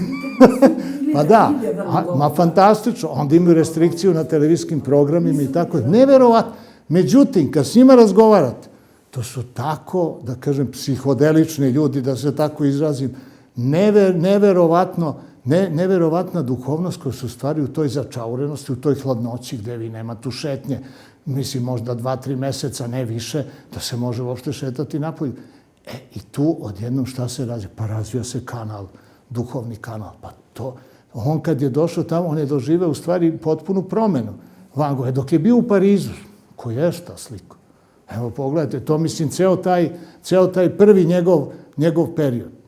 Praktično beznačajan. Mislim, zbog imena ima cenu na tržištu, ali nisu slike niti koje vas plene, niti koje su uzete s polja pa su prerađene umetničkom transpozicijom i tako, kao da je recimo nešto veliko. Znači, nema... Ne slažem se. Što? On je crtao od početka. Njegovi crteži su apsolutno od početka dokaz da je on u stanju da bude taj kamer. Potencijal postoji, a treba da se očepi to. Dobro. Da. Ne pričajte mi o sličnosti između umetnika i političara. O sličnosti, to ste malo prepočeli. Pa ne, upravo oni su recipročni. Nisu zapravo, kako bih rekao, nije u pitanju simetrija, nego recipročnost. Jer, kažem, duhovno zdrav čovek, Van Gogh je bio nesumnjivo duhovno potpuno zdrav. O tome se i to je to zdravlje, znači identitet njegove individualne duhovnosti sa opštom, to je to što zrači iz njegovih slika i zašto to nas u stvari podsjeća na nešto što je višeg karaktera. Više karaktera u smislu skrivenog što je on uspeo da dovede na platno. A to je zato što to i mi imamo u sebi, da ga nemamo. Znate, kako bih rekao, ako vam neko govori na kineskom, a vi niste Kinez, džaba.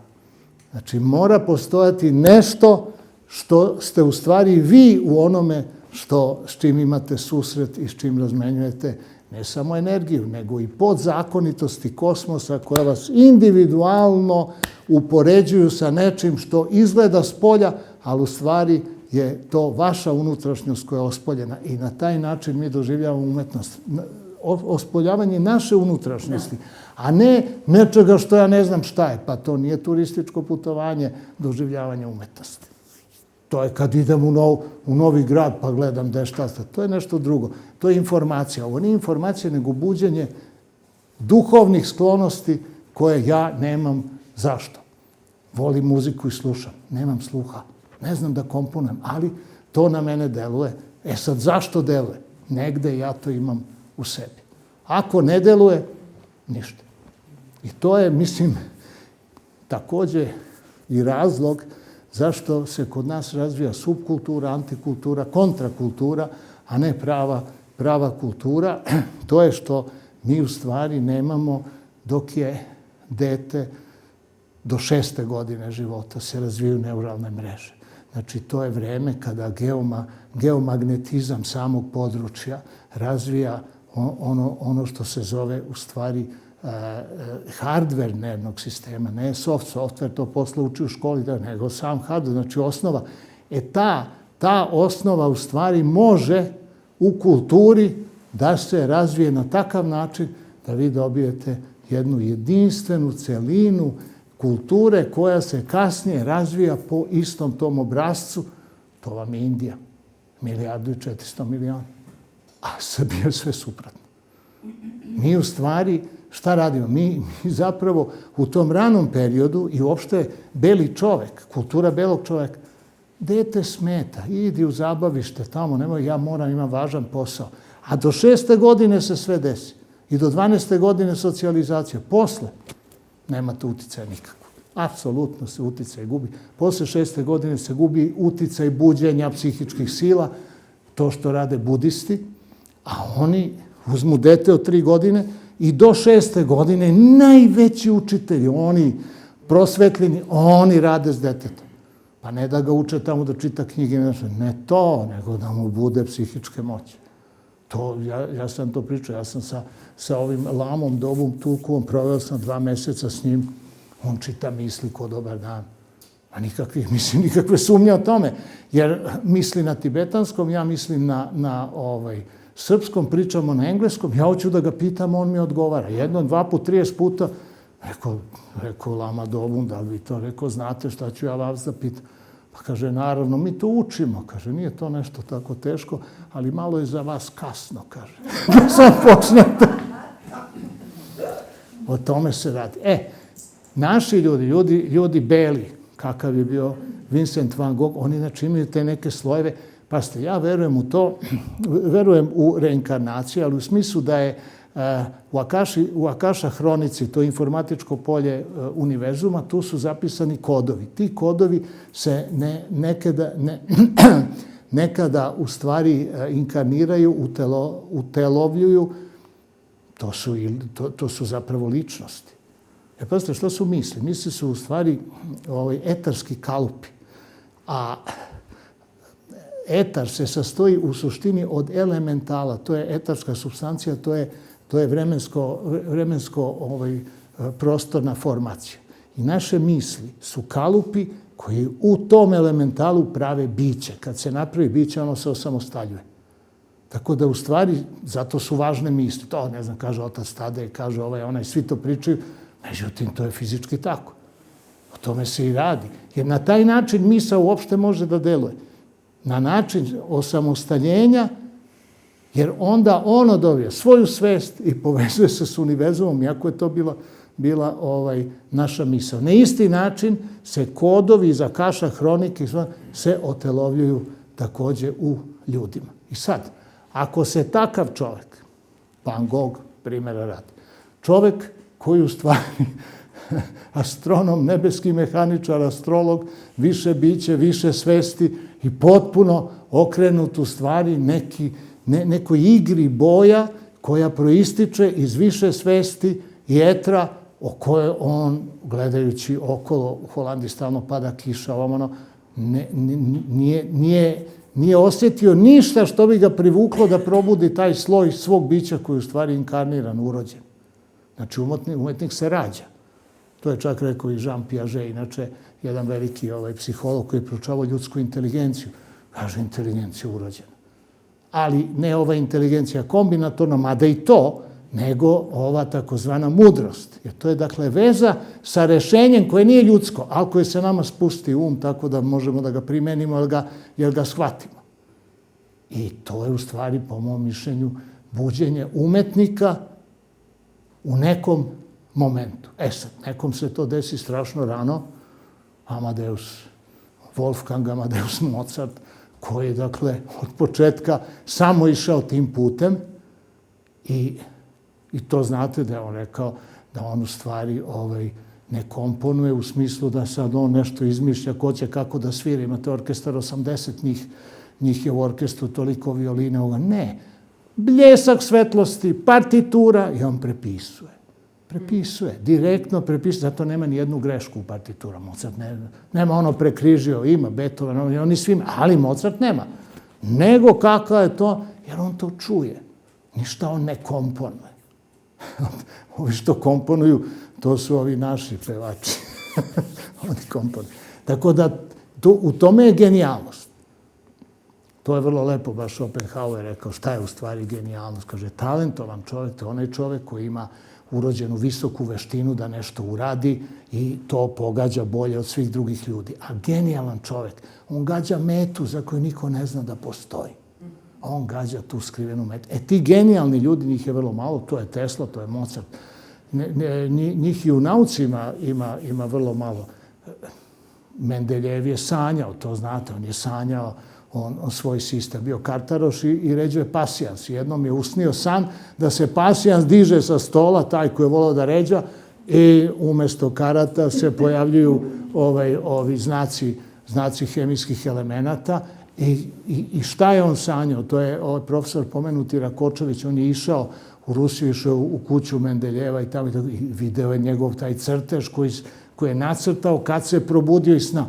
To je stereohemijski. To nije razvijeno u ravni uopšte. On je to video sve kako treba. To te kasnije, mnogo kasnije, ne znam, benzolov prsten, ono stereohemija. Ali, hoću da kažem,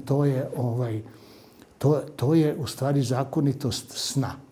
Jer kad mi pređemo, ja sad govorim u stvari u ime fizike duše kojom pokušavam da se bavim u smislu da nešto možemo racionalno da uhvatimo u duševnom životu. Inače, ovako to su samo opisi određenih stanja, odnosno manifestacija, ali bez opisa uzroka.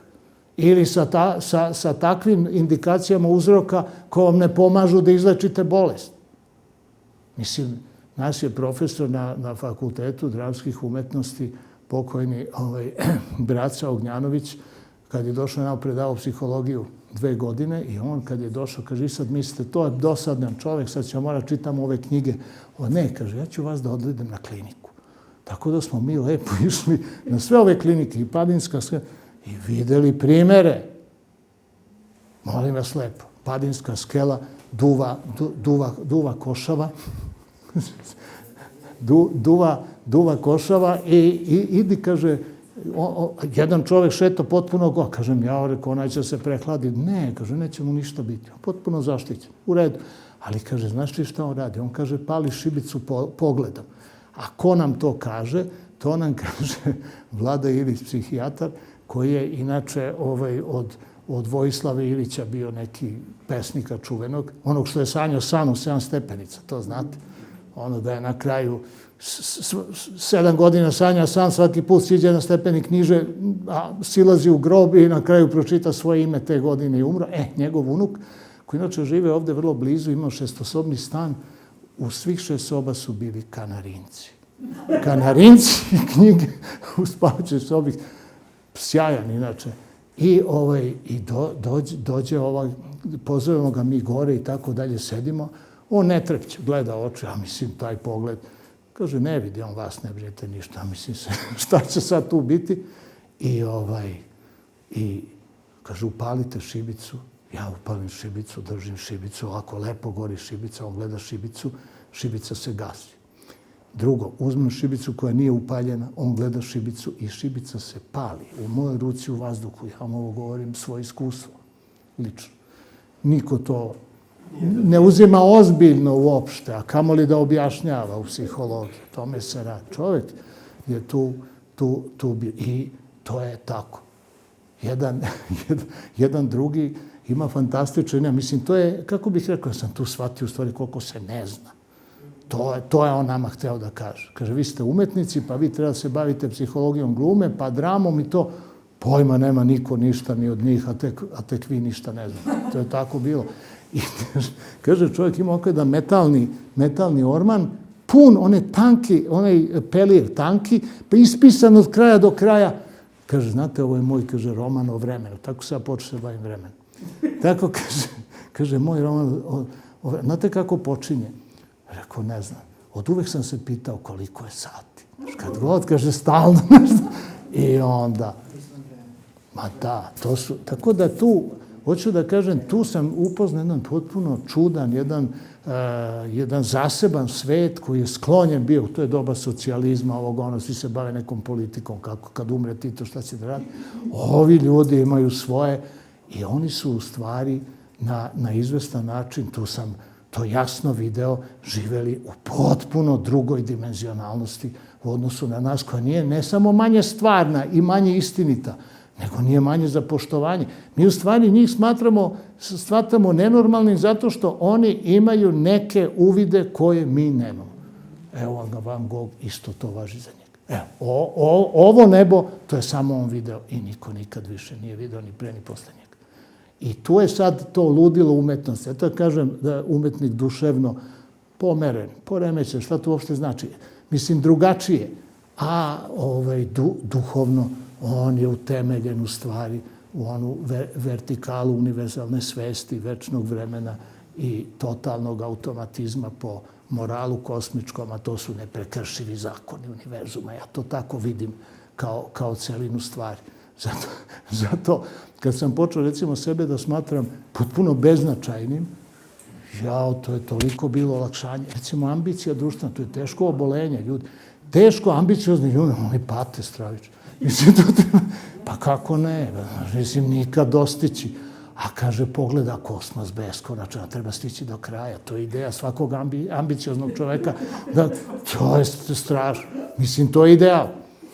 Mislim, potpuno. I u stvari, mislim ja, moje skromno mišljenje, postoji duhovna nauka i naučna duhovnost. Znači, duhovna nauka, to ovi katolički teolozi, oni kažu, Bog može da menja prirodne zakone, on ih je stvorio i zato je to duhovna nauka. A oni su ti da nam objasne kako to Bog može da radi. Oni ne znaju, ali moramo da poštujemo to što oni tvrde da on to može. Ja kažem, to je neskromno, to je, mislim, kao što sve u stvari crkve uzimaju na sebe prerogative božanske priče i na taj način, na izvestan način se uključuju u najsekularniju vlast, najobičniji život.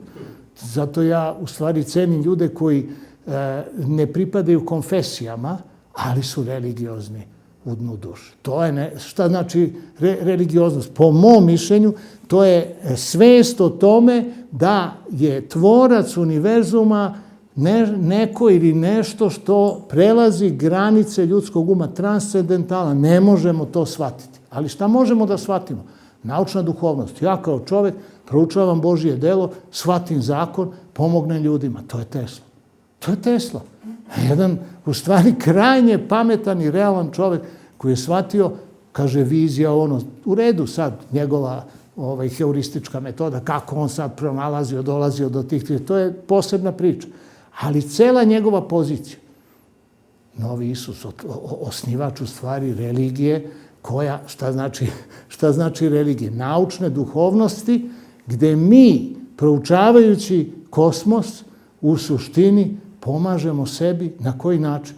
Pa na taj način, prvo, da ljudski rad za egzistenciju prenosimo na šta? Pa na mašine, znači na kosmički bazirane u zakonima automate.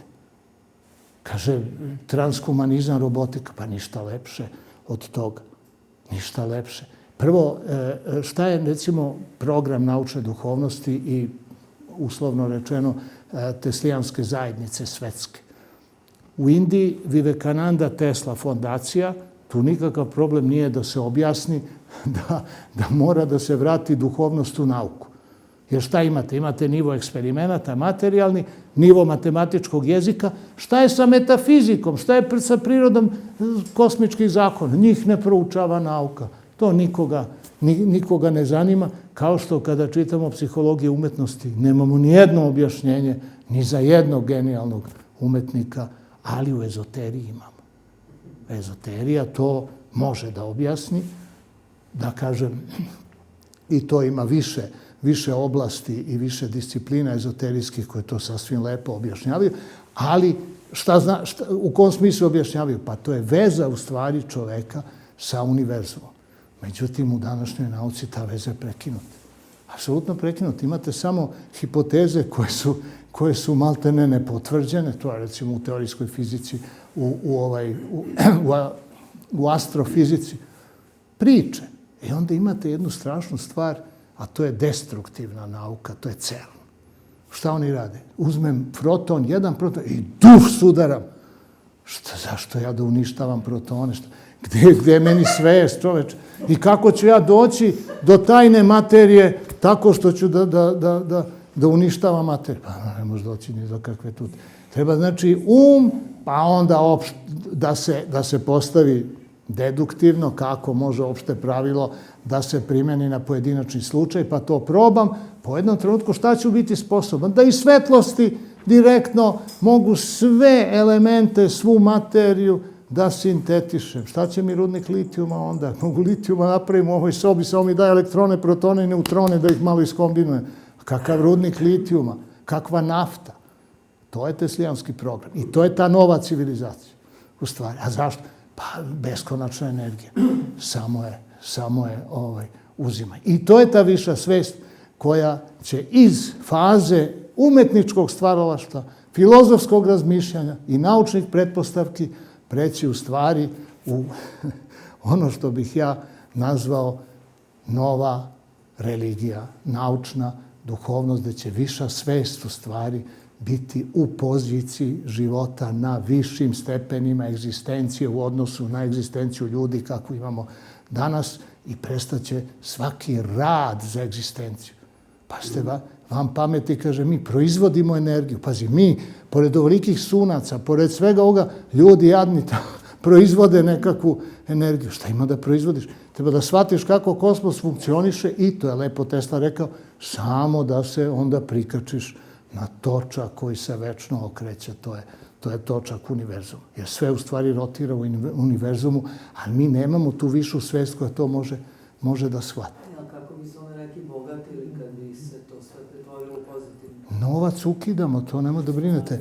Pazi, ne, to je sigurno. Ne, mislim, ako nemate novca, nemojte brinuti jer će biti ukinut. Ako imate, onda opet nemojte brinuti jer je mnogo važnije da pobedimo starost, bolest i smrt. To su neprijatelji. Nije siromaštvo neprijatelj čoveka, nisu to ni Iranci, nego je to ove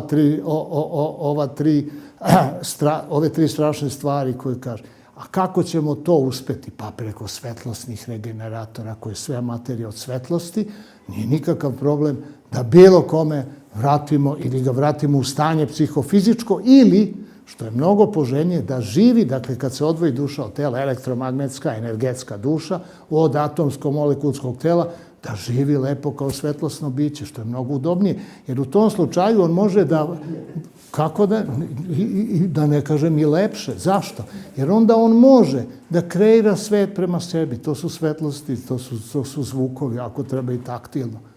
Šta je tu problem? To je ideja. Znači, materija i svetlosti da se sintetiše, zatim vremenska mašina, da smo u stanju da bilo kom sistemu, kako bih rekao, priredimo vremensku koordinaciju kom odgovara. Bilo da je u pitanju da hoće, eto tako da živi sa 25 godina mladosti, a što da ne. A to je samo pitanje naučne duhovnosti, znači pitanje da mi shvatimo kako i zašto stvari funkcionišu, kako funkcionišu. A to više nije medicina. Medicina je došla do kvantne medicine, vibracione medicine i tako dalje. To se spustilo u fiziku. Znači, fizika je u stvari problem, a nije problem ni fizika, nego je problem matematika koja je metoda tih fizičkih procesa, a nije problem i matematika, nego filozofija matematike. Šta je nula, šta je fizički? Šta je nula fizički?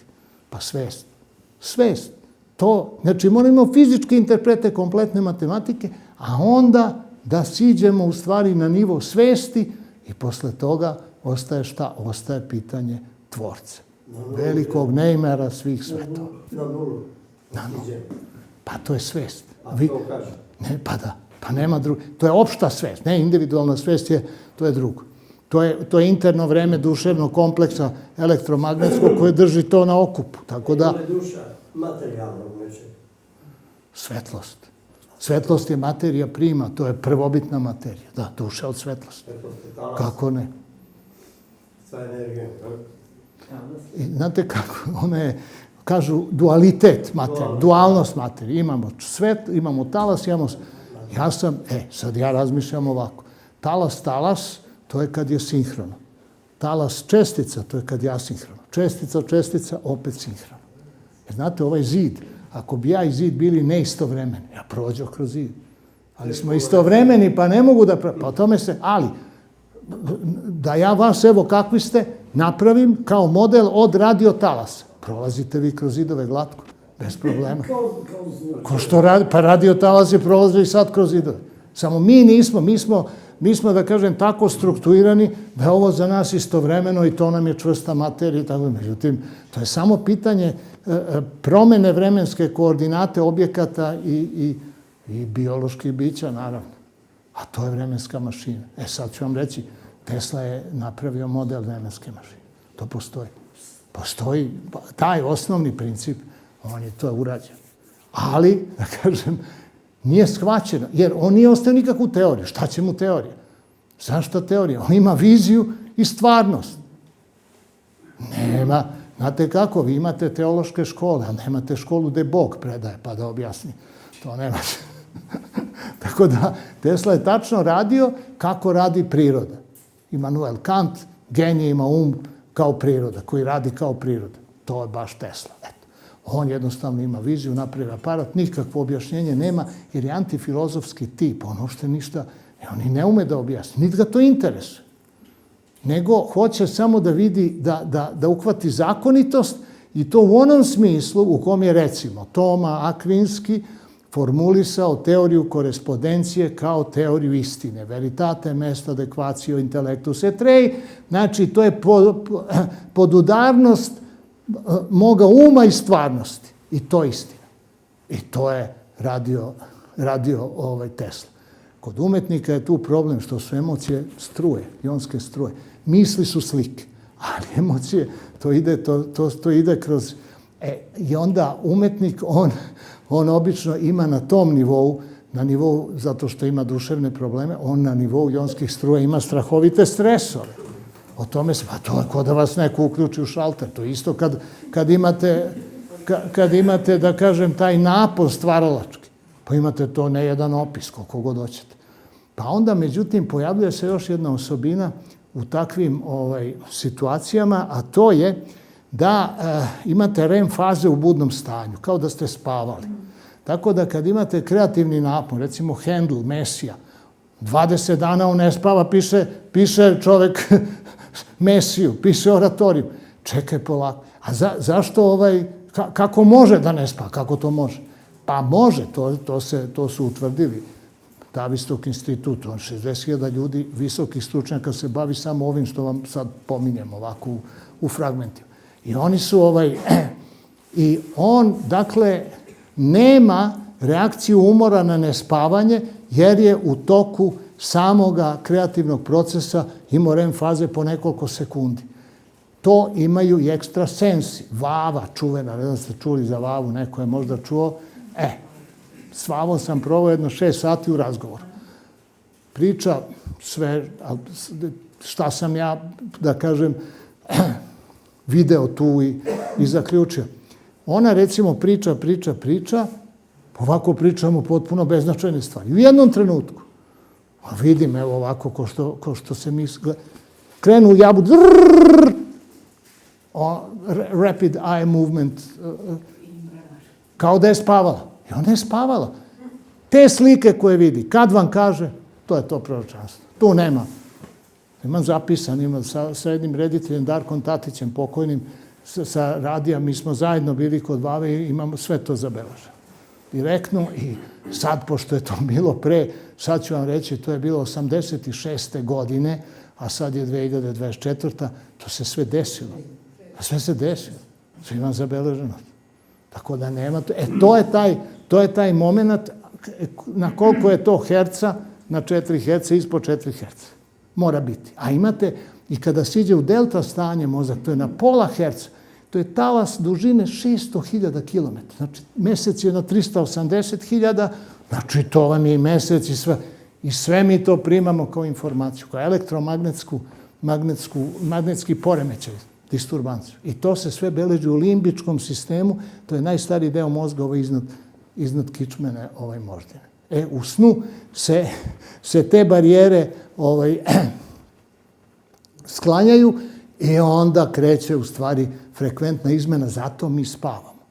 Inače, dozvolite, moj mišić ruke se zamara posle 5 minuta. Mišić srca 100 godina radi, ili 90 ili 80, neprekidno, ali tako? Radi i danju i noću sta, pa kako se ne umori? Kako se taj mišić ne umori, a svaki drugi mišić se umori? To su pitanje frekventnih stanja. A znate gde je, to imate i kod animacije, sinusni čvor u srcu. To je jedno malo elektromagnetsko polje, pa to što je rekao Aristotel da je sedište duše u srcu. A jeste. Srčana intuicija je brža od mentalne intuicije. Mnogo brža. To ima, kad upoznajete nekog, znate odmah, srce vam sve kaže, ne slušate vi to, razmišljate. I onda sve posle. Šta mi je? Ne, nije to. Kako? Šta mi je? Zašto ovaj čovjek? Pa ne. A on, baš to što ste osjetili. Tako da u stvari mi, sebe ne poznajemo i trenutak je danas da mora kompletno ceo korpus ezoterijskih znanja da se uključi u nauku, inače će nauka da postane jedna opšta budalaština, tehnologija će da se razvije do tog stepena i pošto sve što naprave daju političarima i ekonomistima, i na kraju će lepo da se destruira civilizacija i krećemo sve iznova, sve od početka, ako to dozvolimo. Međutim, s obzirom na Teslu, on je u stvari taj koji to ne da. On je uneo u stvari taj visoki moralni i evolucioni kod u čovečanstvo time što je nauku pokrenuo u smislu pomoći čovečanstvu. I nikad čovek nije. Jeste oružje, ali osim oružja moguće je da ja uradim i nešto drugo. I prema tome on je uključio duhovnu komponentu u stvari u nauku i zato se njegova citiranost recimo raste. Zašto? Pa taj motor smo svi napravili, te njegove aparate, to sve radi. Međutim, ostalo je nešto, to je dakle duhovni moment u nauci koji sada se pojavljuje kao dominantan u trenutku kada je civilizacija u krizi. I normalno da onda dolazi i do čega? Pa dolazi do kritične mase ljudi koji to shvataju kao spas, kao izlaz. A ko je to apsolutno shvatio? Pa Indija. Pa imamo, pazite, premijer Indije je bio monah, hinduistički monah, Ramakrišnina misija. Koga je slao Ramakrišna u Ameriku 1893. Vivekanandu. S kim se Vivekananda video? Pa sa Teslom. 6 pisama ima Vivekananda o Tesli, to imate u Kalkuti, u njegovom centru. Kad uđete u Vivekanandin centar u Kalkuti, metar sa metar je Teslina fotografija. Prva. Posle je Ramakrišna. Jer je to Vivekanandica, ima Ramakrišna i svoje. Ali Vivekananda je smatrao da je to jedini zapadni naučnik koji ima spiritualnost. Ovo drugo sve, kažem, je zovem VK majstori, razumeš to? Mislim, i Niels Bohr i svi ovi. Pa ste Niels Bohr, ajde, kad smo kod da kažem tih stvari. Niels Bohr, 961. godine, napiše u Ujedinjenim nacijama da treba nuklearnu energiju, kaže, ne treba ratovi, to, taman posle, nego u mirnodopske svrhe. Pazi, jedno opasno ložište koje ti ne možeš da kontrolišeš, koje ima nuklearni otpad.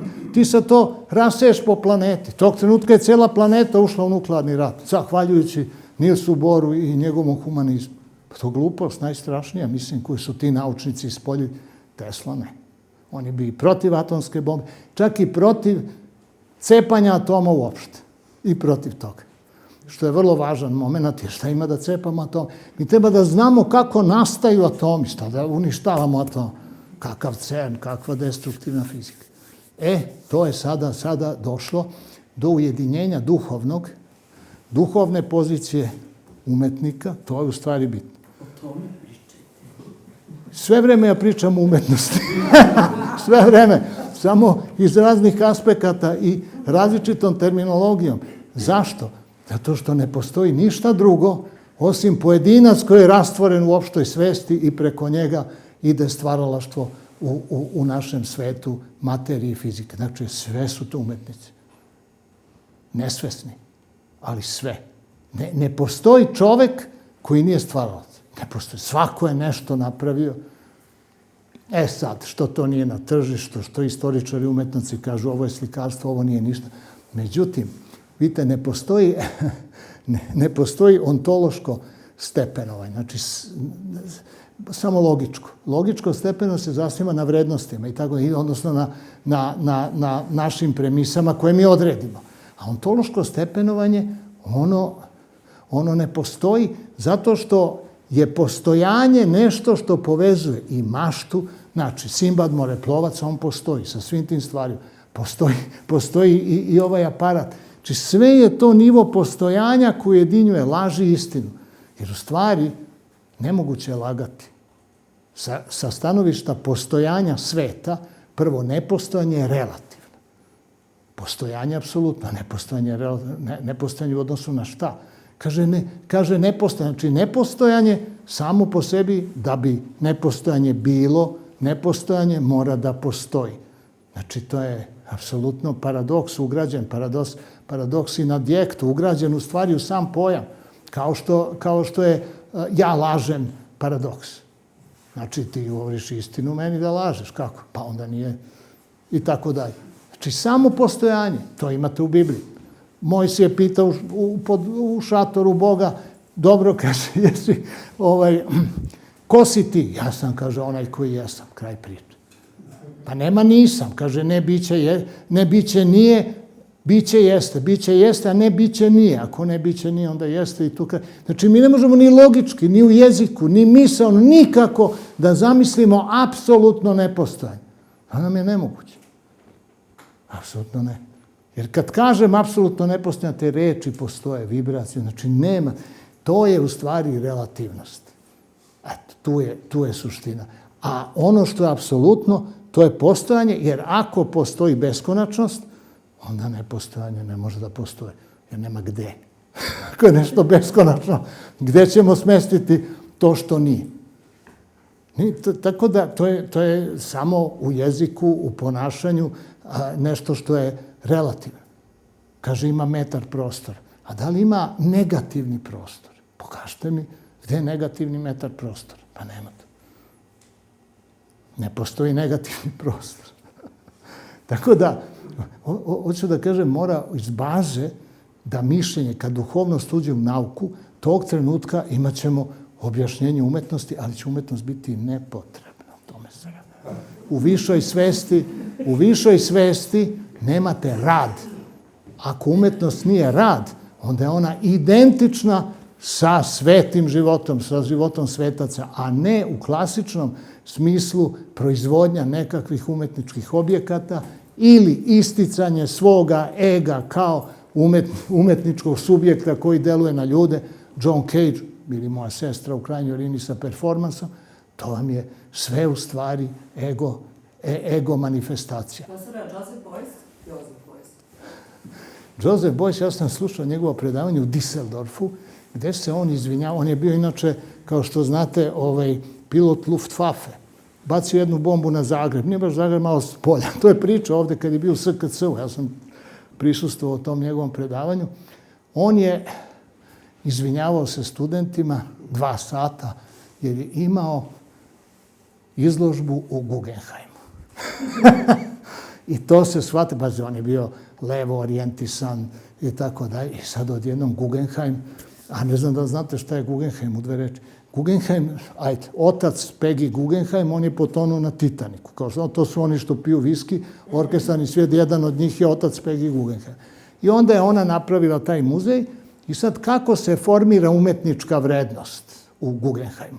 Tako što neformalni krugovi, a to su milijarderi koji, pošto tamo postoji zakon o ulaganju u kulturu i tako dalje, koji u stvari se kriju od poreza, odnosno ulažu u umetnost da bi se oslobađali od poreza. I onda oni izmisle umetnika i koji je nepoznat, ali je genijalan, tako se o njemu napiše, i onda počinju njega da ulažu, da kupuju te njegove stvari i njemu lagano raste cena. Onda mu se napravi izložba u Guggenheimu, onda se sve cene dupliraju i onda te vrednosti od kojima ulažući u njih, oni su se već oslobodili poreza, njima se skače cena, ne znam, puta 5 i oni onda počinju da kupuju njega po višim cenama, još više se oslobađajući od poreza i to vam je umetnička vrednost. Kustosi i takozvana duboka država, znači milijarderi, vladaju tim umetničkim, da kažem, vrednostima, pa tržište, ali to tržište se ne prikazuje kao vrednost u novcu, to je samo da kažem, cena, nego kao genijalan umetnik Andy Warhol. Pa molim vas lepo. Pazi, on uzme Campbell konzerve, tako, i ovako i onda, i sad to košta $1.000.000. Pa dobro. Ja sam video krpu, bukvalno krpu zamazanu ovim mašću od kola, ono kad se brišu kola, uramljenu za 600.000 maraka čovjek je kupio od Rudi Dučkea, koji je vodio, da kažem, 68. Znate ko je Rudi Dučke, ko je Bader Meinhof i tako dalje. Je li to umetnost? Nije umetnost? Kako ko smatra? Tako da, šta je nekada bila umetnost? Nekada je umetnost bila ili država, ili religija i strahovita veština. Evo odleto, evo kamen, pa budi Michelangelo. Nema govora. A ovo, umem da se ponašam, imam ego, imam sva 3 milijardera, ja ću da uzmem krpu peska, da ovde stavim, ogradim i kažem nemoguća instalacija, nazovem, oni će to da kupe za $1.000.000. Ko će smeti da kaže da to nije umetnička vrednost? Ja. I bit ćete izbačeni iz društva. Već jesam. Bravo. Pa da. I to je to. Tako da su sad, da kažem, te stvari toliko izvitopereno i prožete su tržištem. Konkretno, Van Gogh je bio slobodan od svakog tržišta. Čovjek nije prodao sliku, nema kakvo tržište. Posle, kasnije, to sve je drugačije. Prema tome, teorijski, postoje neki ljudi, neki umetnici koji ne rade za sadašnjost, nego za budućnost. Ko zna šta rade? Možda ne rade ništa. Možda samo imaju u sebi, nose ideju nekog, da kažem, umetničkog događaja koji će jednoga dana u nekom društvu nešto da odredi, a da danas, ako bi on to uradio, to s obzirom na rezonancu, jer sve u pitanju, sve mora biti istovremeno da bi delovalo. Čim nije istovremeno, ne deluje. Ako uradite nešto mnogo ranije, nikom ništa. Ali, to je recimo on. Ali on je radio mnogo ranije. Pa da. Nije imao rezonancu sa publikom. Nije, ali kasnije. Kasnije, da. Pa, znate kako? Ideje, u stvari, u sebi nose tempiranost za realizaciju. Znači, to treba neko vreme da se ideja reinkarnira u fizičku, u neku fizičku materiju, odnosno u materiju, ili da onda ti drugi ljudi preko rezoniranja sa svojim čulima to sve sinhronizuju i tog trenutka kažu, pa ovo je fantastično. On nije ovo sliko tada kada su rekli da je fantastično, a tada kada je sliko, šta je ovo? Šta je ovo? Kakve su ovo? Ovo nije bilo ni... Pa znate šta, to još je vladao klasicizam. Da vam prosim. Impresionizam. Pa, impresionizam... Hajde da kažemo. Pa čekajte, i dobro ste pomenuli. Pa prva izložba impresionista, što su budalaštine. Je li tako? Ceo Pariz osudio. Pa molim. Pa da. Georges Bizet Carmen, on je umro, premijera, kaže, kakva ovo opera, ovo nije ništa. Nije ništa, pa on je umro, ja da nije doživeo uspeh Carmen, ko je sad ne znam, ko ne zna za Carmen, to je kao. Tako da vreme je svud u stvari, to je nešto što ja proučam, svuda je vreme i sinhronizacija. To vam je suština stvari. Drugim rečima, kada recimo imamo baku praseta, tako, sa milionskim pregledima, šta on radi? On priča nešto bez veze. Ili imate drugo TikTok, pazi, to znači sa jako velikim brojem ljudi on ima rezonancu. To je fizički zakon. Nije to sad pitanje da li je nešto vredno ili ne. TikTok, pa ima ovih raznih, njega svi znaju. Ja ću da kažem, to vam je u stvari ono što je komercijalni efekat. Komercijalni efekat je na bazi fizičkog zakona rezonance, kada jako veliki broj ljudi, a po Sokratu to je najveći broj ljudi, najveći broj ljudi je glup i neobrazovan i naravno da oni gledaju TikTok, to su desetine miliona pregleda na čiste gluposti, to se sve plaća i to je tako. To su zakoni fizike s kojima neko ko ima neku ideju i nešto novo pronati, mora da računa jednostavno. Tako da sve što radi neko genijalan, on radi mnogo, mnogo unapred. Tesla je to i znao. On je rekao, kaže, za 100 godina tek, pa to je tek sad. Zaista sad. Sad kad se naprave etarski generatori, sad u stvari ta njegova nauka nakon, na izvestan način, propasti i teorije relativizma, odakle nema nikakve tehnologije, i kvantne mehanike koje na kraju završe, kaže, sve je kvantno polje. Šta je polje? To livada, proplanak, šta je? Niko ne zna. To je, znači, nauke u krizi i sad etarska fizika se rađa. A što se tiče umetnosti, ona se u potpunosti rastvara, recimo, pozorište. Vidite, televizija, dramaturgija, sve priče znamo. Svi su nam više, da kažem, dosadili. Da li je ljubavna priča, da li je kriminalno, to sad sve više ide na isti kalup i to se sada rastvara u čemu? Pa u nekoj vrsti pretvara filozofskog pozorišta. Mene sada u pozorištu ne zanima uopšte ono što je bio u vreme, recimo, kad je Ljubiša Ristić radio Bubu u uhu. Ne znam koliko ima. Vodvilj. To je bio moment kad je Trač partija radila fantastično u pozorištu. Sada se pozorišna publika toliko profinila da ona traži ili neku izuzetno samo glumca ili ideju.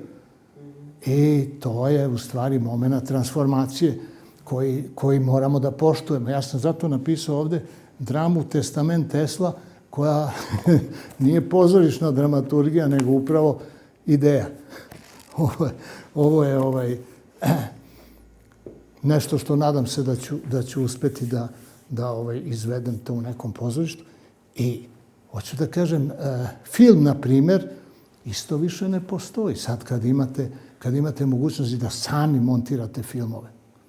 Mislim, takva je razlika u odnosu. Ja sam 1975. Diplomirao filmsku i televizijsku režiju na tada Akademija za pozorište, film, radio i televiziju. Nije bio FDU, okej. Nego šta hoće da vam kažem? Znate vi šta je bio film? 10 minuta filma. Prvo, film je bio nedostižna umetnost. Drugo, nikada, ali nikada umetnosti nećete imati takvu idolatriju glumaca, ne redite, nego glumaca kao u nemom filmu. Nikada. Znate šta je bio Rudolf Valentino? kad je Rudolf Valentino, on je umro od slepo crevo, pa se puklo mu slepo crevo i tako dalje. 25 samoubistava. Moj život pred Rudolfa Valentina. To nema. 25 samoubistava. Mislim, dozvolite, sutra umro Gene Hackman, pa se niko nije uzbudio, čak su ga i najstrašnije nešto iskompromitovali, ako je to uopšte tačno. Ali, hoću da kažem, potpuno se promenio odnos prema onom stvaraocu umetnosti. Kad vi vidite ovo Robert De Niro, mi njih ne gledamo prvorazno kao umetnike, nego kao čuvene ljude. Kao ljude koji je u elitnom društvu i ima uticaj. A ima uticaj, je li odglumio, ne znam, u Kumu, ovam, ono. Dakle, menja se taj odnos, recimo, prema dramaturgiji same umetnosti u korist ideje koju treba promovisati, a suština svake ideje jeste da se ona ostvaruje tempirano u budućnosti, ne odmah. Ono što je komercijalno, to je odmah. E sad, ko radi komercijalno? Pa menadžeri. Menadžeri. I šta je karakteristika, recimo, menadžerskog posla u umetnosti? Pa, pre svega, da je output veći od inputa. On ulaže malu energiju, ima ogromni dobitak. Malo lovu ulaže, a je dobije veliko. Ma ne, ništa. Ali pazite... Ma ima telefon, samo napuni stadion. Ne, ali film kad ste pomenuli. Kad pogledate sad neke stare filmove sa Oskarom i neke skoro savremene, šta vidite? Da su ovi novi mnogo bolji. Znači, film se ipak razvijao. Imate Matrix, imate filozofske filmove koji su u stvari na najviše gledani. Matrix je filozofski film, Matrix. Ne znam da se slažete s time, da je Matrix, recimo, to je pa onda Lucy i tako da imate neke filmove koji tretiraju u stvari naučno-fantastične ideje na filozofsko-naučni način, oni su najprivlačniji. Imaju najveću gledanost. Jeste, ali... Kaubojski filme, ko gleda kaubojske filme? Pa niko. I snimaju se puno sada. To su krivi Italijani, to je moja teza, da su Italijani uništili Hollywood. Sergio Leone je izvuko srž, on je isiso western i napravio sa Clintom Eastwoodom i uništio je potpuno žanr. Onda je došao Coppola, napravio Kuma i nijedan više film o mafiji nema tu mogućnost. Ko je, dakle, posljednji? Quentin Tarantino, šta on uradio? Borilačke veštine. Potpuno izvitoperi Bruce Lee-a u stvari. On je od toga napravio persiflažu, ali na fin jedan način, jednu umetničku igru, međutim, niko više filmove o borilačkim veštinama ne gleda ozbiljno, niti se identifikuje sa likovima, sklonio identifikaciju. To je sjajno urad, tako da su oni uništili u stvari suštinu hollywoodskog uticaja na čovečanstvo. Zato danas imamo Bollywood, imate u Kini, sad se gradi, to znate, u Kini se gradi filmski grad, je 4 puta veći od Hollywooda, mislim, sa ogromnim novcem, a Hollywood stagnira. Tako to ide. Kakvi su kineski filmovi? Odlično. Kako koji? Vrlo različite, vrlo različite. Ja kad sam bio u Kini, da vam kažem, oni imaju preko 2000 ovih televizijskih stanica. Ja sam to sve gledao 2 noći i šta utvrdim? Amerika. To je potpuna amerikanizacija, samo je sve na kineskoj. To je njima ideal u stvari američko potrošačko društvo. To je suština. Indija i Kina nisu isto ni blizu. Ogromna je razlika. Šta u Kini? U Kini imate tajna društva, izvinjam se, znate što imate u Kini tajna društva koja ima nikakve veze s komunističkom partijom, nego su to sve u stvari njihovi pioni. To vam je Beli lotos, to je mandarinsko kinesko društvo, to je taoizam. To je recimo Čuen Lai. To je ovo što vi vežbate. Pa da, dobro, tai chi, ali to vam je, to je vrlo jedna stara, to ide od Lao Tsea i još ranije. Onda imate crveni tong, to je vojska, to vam je Mao Tse-tung, i imate zeleni zmaj, to je Si i Tajvan. To zato oni mogu da se dogovore. To je isto tajno, to je ekonomija, to su trijade i tako dalje. Svuda vladaju tajna društva, osim u Srbiji, ovde nema nikakvu ezoteriju. Nula, apsolutno. Nula. Ovde vlada kosmos. Vlada kosmički zakon, ništa drugo. Veruj. Eto, ja sam svašta ispričao, sad izvolite pa, ako... Hvala. Nema na čemu. To je ono, najstrašnija stvar, kažu i drugi put. Nemoj više. Nemoj. Tako da umetnost